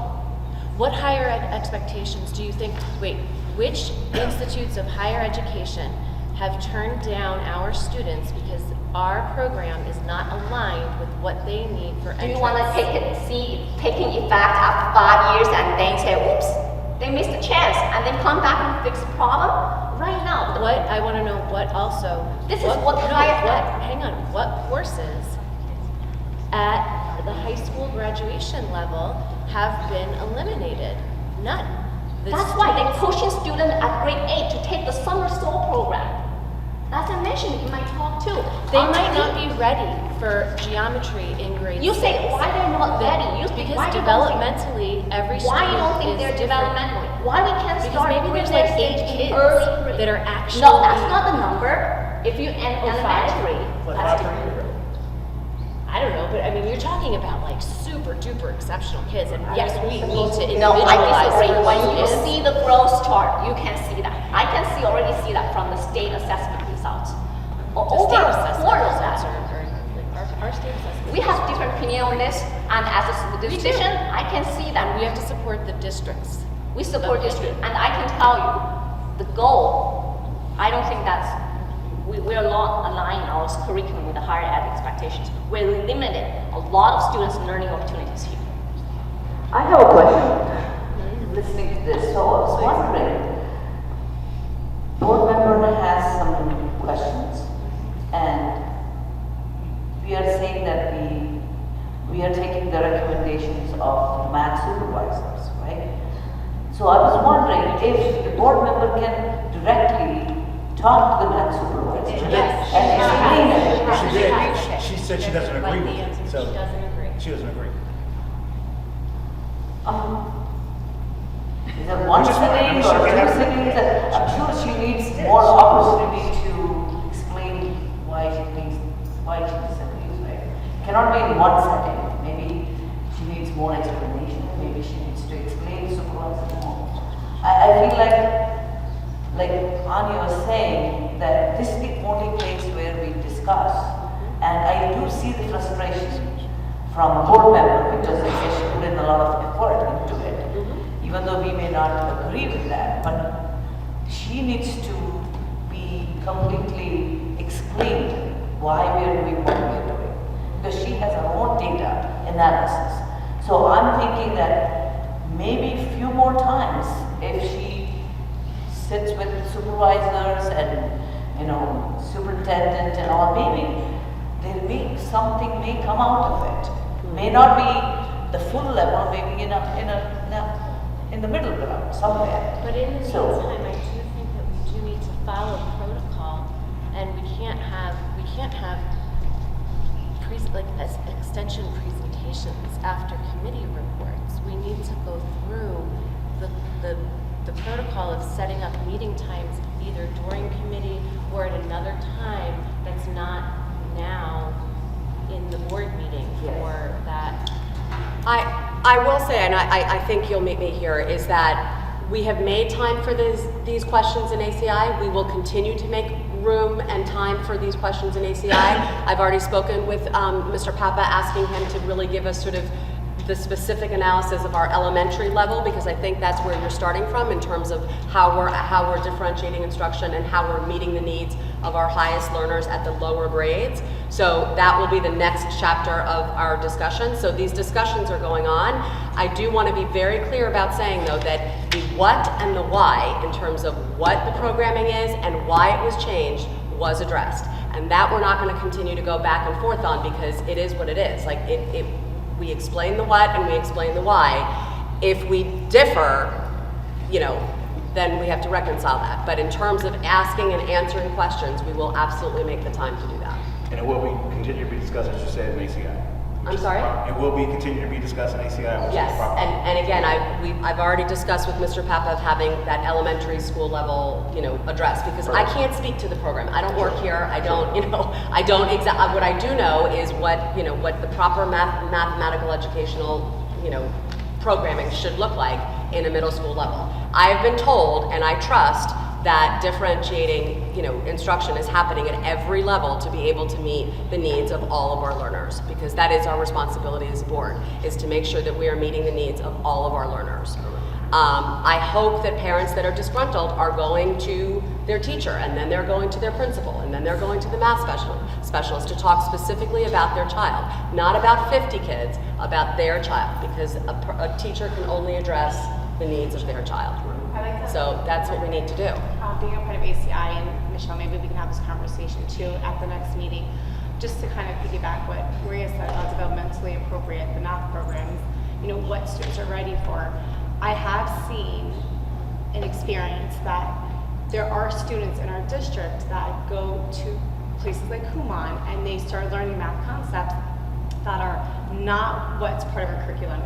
They're going ahead. So that's skewing things as well. And then all of a sudden, there's a handful of families perhaps that are seeking this different programs. So again, just more conversations to have, because again, we of course want to meet everyone's needs, but I think there's a lot of variables to consider and just talk about, a lot of conversations to be had in ACI. But that was just a thought as well. All right, any other items? Sure, I have one more. Just to add to that, I think what I've been hearing from the community though is a little different. I think what I'm hearing is that one of my kids went through this program, and my other kid is not going through this program, and I'm seeing the difference. So I think it's worth for us to really... They're not seeing the difference yet, sorry, Anya, because the second child hasn't gone through the program yet. So they're anticipating That they're not. you know, that they're not going to be challenged in the right way. And I think it's really, really critical for us to say it's an individual experience for every child. Just because the course isn't called whatever it's called. I mean, I even asked, is it actually called an accelerated program? It's not even called an accelerated program. It never was. So what does that look like for that child? And are we meeting the needs of the next child? That's the important question. Are we meeting the needs of that child? The other question I have is, I know that program was one of the attractions of Montgomery School District. Do we know what the name of this program is that we're talking about? Now, It's not called the accelerated program. the bottom one at 6th grader, you offered Algebra 1 honor, and 7th grader, you honor geometry. It's a triple acceleration program, essentially, because you're talking about 3 years ahead in curricular than a typical student. 3 year ahead. So we had 4th graders in a 6th grade curriculum? No. So what happens is nothing changes until you hit 5th grade. And then in 5th grade, you skip 5th grade math and 6th grade math and go straight into pre-algebra, 7th and 8th grade math.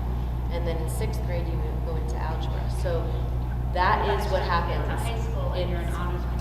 Right, and you're skipping So you're still getting to the standards. same place, but Right, it's get to these, the same it's place. these younger But grades. you're getting to that place and missing the foundational skills. Right. That's Right. what we noticed. Right. So we dissected Which was it my and said, understanding, oh, but again, I they think just we need to missed address. So much core I think knowledge. depends on how skills. teacher teach, that's beyond my question. Right, and it We just don't get into how, but truncating for the the what amount is of also content. in elementary. That's Miss Glover, they put Jason with grade 1. She and her colleague identified capable students, put together and learn with grade 2 students, and grade 2 pull them together to learn some curriculum at grade 3, adjacent level, not like jumping 3 grades, okay? And that opportunity first got eliminated. And now, We know that for a fact that that's yes. not happening. No, not anymore. Not anymore. Not in elementary. That learning opportunity, what they ever call, does not exist anymore from grade 1 to grade 4. It's gone. And then you go to 5th grade. I mean, I don't know. No, I don't know. Okay. So again, I asked for us to get a good sense of the elementary and in terms of how we're differentiating instruction and how we're meeting the needs of the students that are in front of us. I think it's important to help build a strong state foundation as early as possible. Nope. Not get into the We're saying age. exactly the same thing. We're Into saying the high exactly school the and same thing. plunge them over the summertime to take these courses to meet the STEM faculty from R1 University expectation and take the risk of our student cannot get into top tier university. How are other districts doing it then? Is no district in the state? Yes, East Brunswick. I think in that faculty letter, he mentioned a lot of the school districts doing that. West Windsor, East Brunswick, they're all doing that. No, what they do is they do a different course sequence. They do algebra 1, then algebra 2, then geometry. They do a different course sequence. They do it So sequentially, their they do algebra it 2 is differently. where our kids are in geometry. Any other items? Hearing none, I'll entertain a motion to adjourn. So moved. Second. Probably moving second to adjourn. All those in favor, any questions? All those in favor state aye. Aye. All those opposed, same right. Abstentions. Members of the community, thank you all for your patience and long, thank you for coming out.